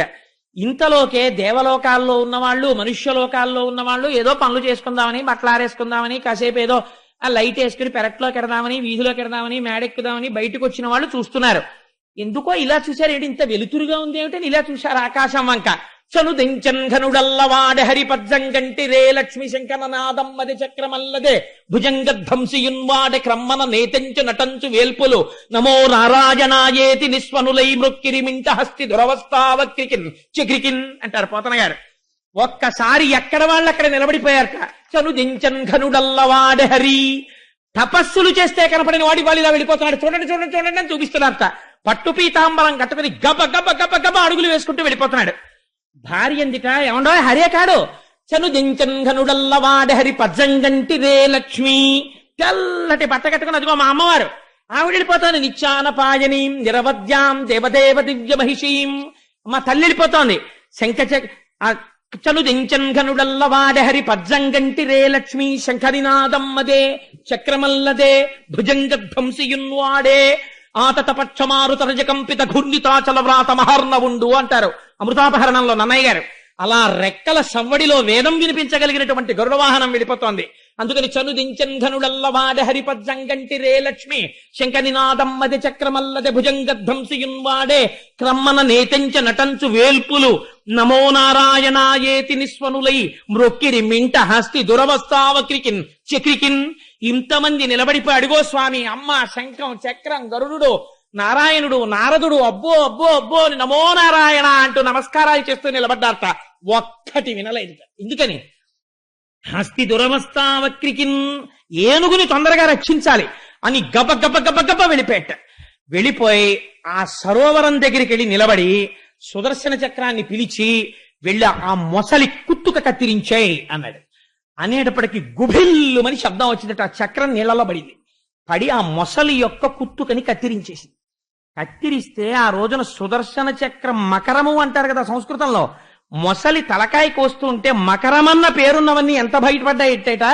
మకరమొకటి రవిజచ్చను మకరము మరి ఒకటి ధనదు మాటున డాగెన్ మకరాలయమున తిరిగెడు మకరంబులు కూర్మ రాశి మరుగునక రిగెన్ అన్నారు పోతన గారు. మకరమొకటి రవిజొచ్చెను, మకరమన్ని పేరున్నటువంటి మకర రాశి సూర్యుడి చాటుకి వెళ్ళి దాక్కుందిట. మకరము మరి ఒకటి ధనదు మాటున డాగెన్, నవనిధులలో మకర నిధి అని ఒక నిధి, ఆ మకర నిధి భయపడిపోయి కుబేరుడి చాటుకి వెళ్ళి దాక్కుందిట. మకరమొకటి రవిజొచ్చెను మకరము మరి ఒకటి ధనదు మాటున డాగెన్ మకరాలయమున తిరిగెడు మకరంబులు కూర్మరాజు మరుగునక రిగెన్. మొసలి అని పేరున్న ప్రతి మొసలి కూడా భయపడిపోయి మన జాతే ఎగిరిపోతుందేమో, స్వామి వాళ్ళు ఇలా వచ్చాడని ఆదికూర్మం చాటుకెళ్ళి దాక్కున్నాయిట. మకరం అన్న పేరున్నవన్నీ పారిపోయాయిట. చిత్రం ఏమిటంటే, ఎప్పుడైతే మొసలి కుత్తుకని సుదర్శనం కత్తిరించి మళ్లీ వెళ్లి స్వామి యొక్క చేతిని అలంకరించిందో, ఈ ఏనుగు సంతోషంతో కాలు పైకి తీసుకుని, నావాడన్నవాడు ఒక్కసారి పిలిస్తే వచ్చేవాడు ఈయనొక్కడే, మిగిలిన ఈ అనుబంధాలన్నీ కృతకాలే అని తెలుసుకుని ఆ కాలొక్కసారి విదిల్చుకుని బతుకుతాను అన్న ఆశ లేనిది బ్రతికింది. మెల్లగా ఒక తామర పువ్వును ఒక దాన్ని తీసుకుని మెల్లగా అడుగులేస్తూ గట్టెక్కుతోంది. అయ్యా బతికేశారండి అని కబురెళ్ళిందంటే మళ్ళీ వచ్చేసారు అందరూ. భార్యలు గబగబా నీళ్లు పోశారు ఒడ్డు నించుని. ఇప్పుడుట పూర్వం వెర్రి లేదుట, అందరికీ షేక్ హ్యాండ్ ఇచ్చింది. ఎలాగో తెలుసా అండి, తొండమును తొండముతో కలిపింది అన్నారు పోతన గారు.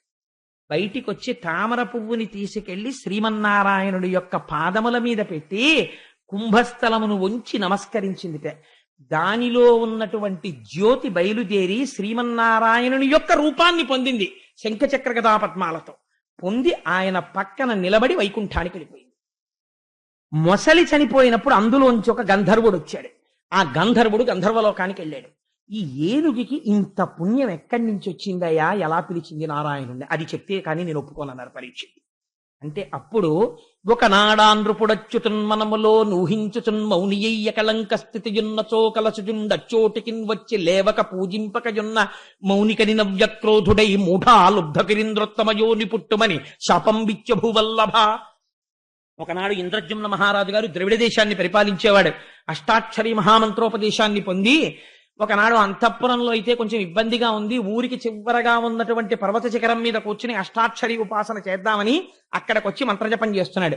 అగస్త్య మహర్షి వచ్చారు. అక్కడ వచ్చేటప్పటికి నేను మంత్రజపం చేసుకుంటున్నాను కదా అని లేవలేదు, పూజింపలేదు. పూజించకపోతే అగస్త్య మహర్షికి ఆగ్రహం వచ్చి మంత్రజలాలు తీసి, నువ్వు తమోగుణంతో ప్రవర్తించావు కనుక ఏనుగు యొక్క యోని యందు జన్మించదవుగాక అని శపించాడు. ఎక్కడికో పోతే అక్కడికి అగస్త్యుడు రావడం ఎందుకు, శాపం ఇవ్వడం ఎందుకండి అని మనకు అనుమానం వస్తుంది. అగస్త్యుడు ఎందుకు వచ్చాడో తెలుసా అండి, లేచి అగస్త్యుడికి పూజ చేసుంటే ఆ జన్మలోనే మోక్షం పొందేవాడు. మహాపురుషులైనటువంటి వారు మీ ఇంటికి ఏనాడు వస్తారో ఆనాడు మీ పూజ ఫలించిందని గుర్తు.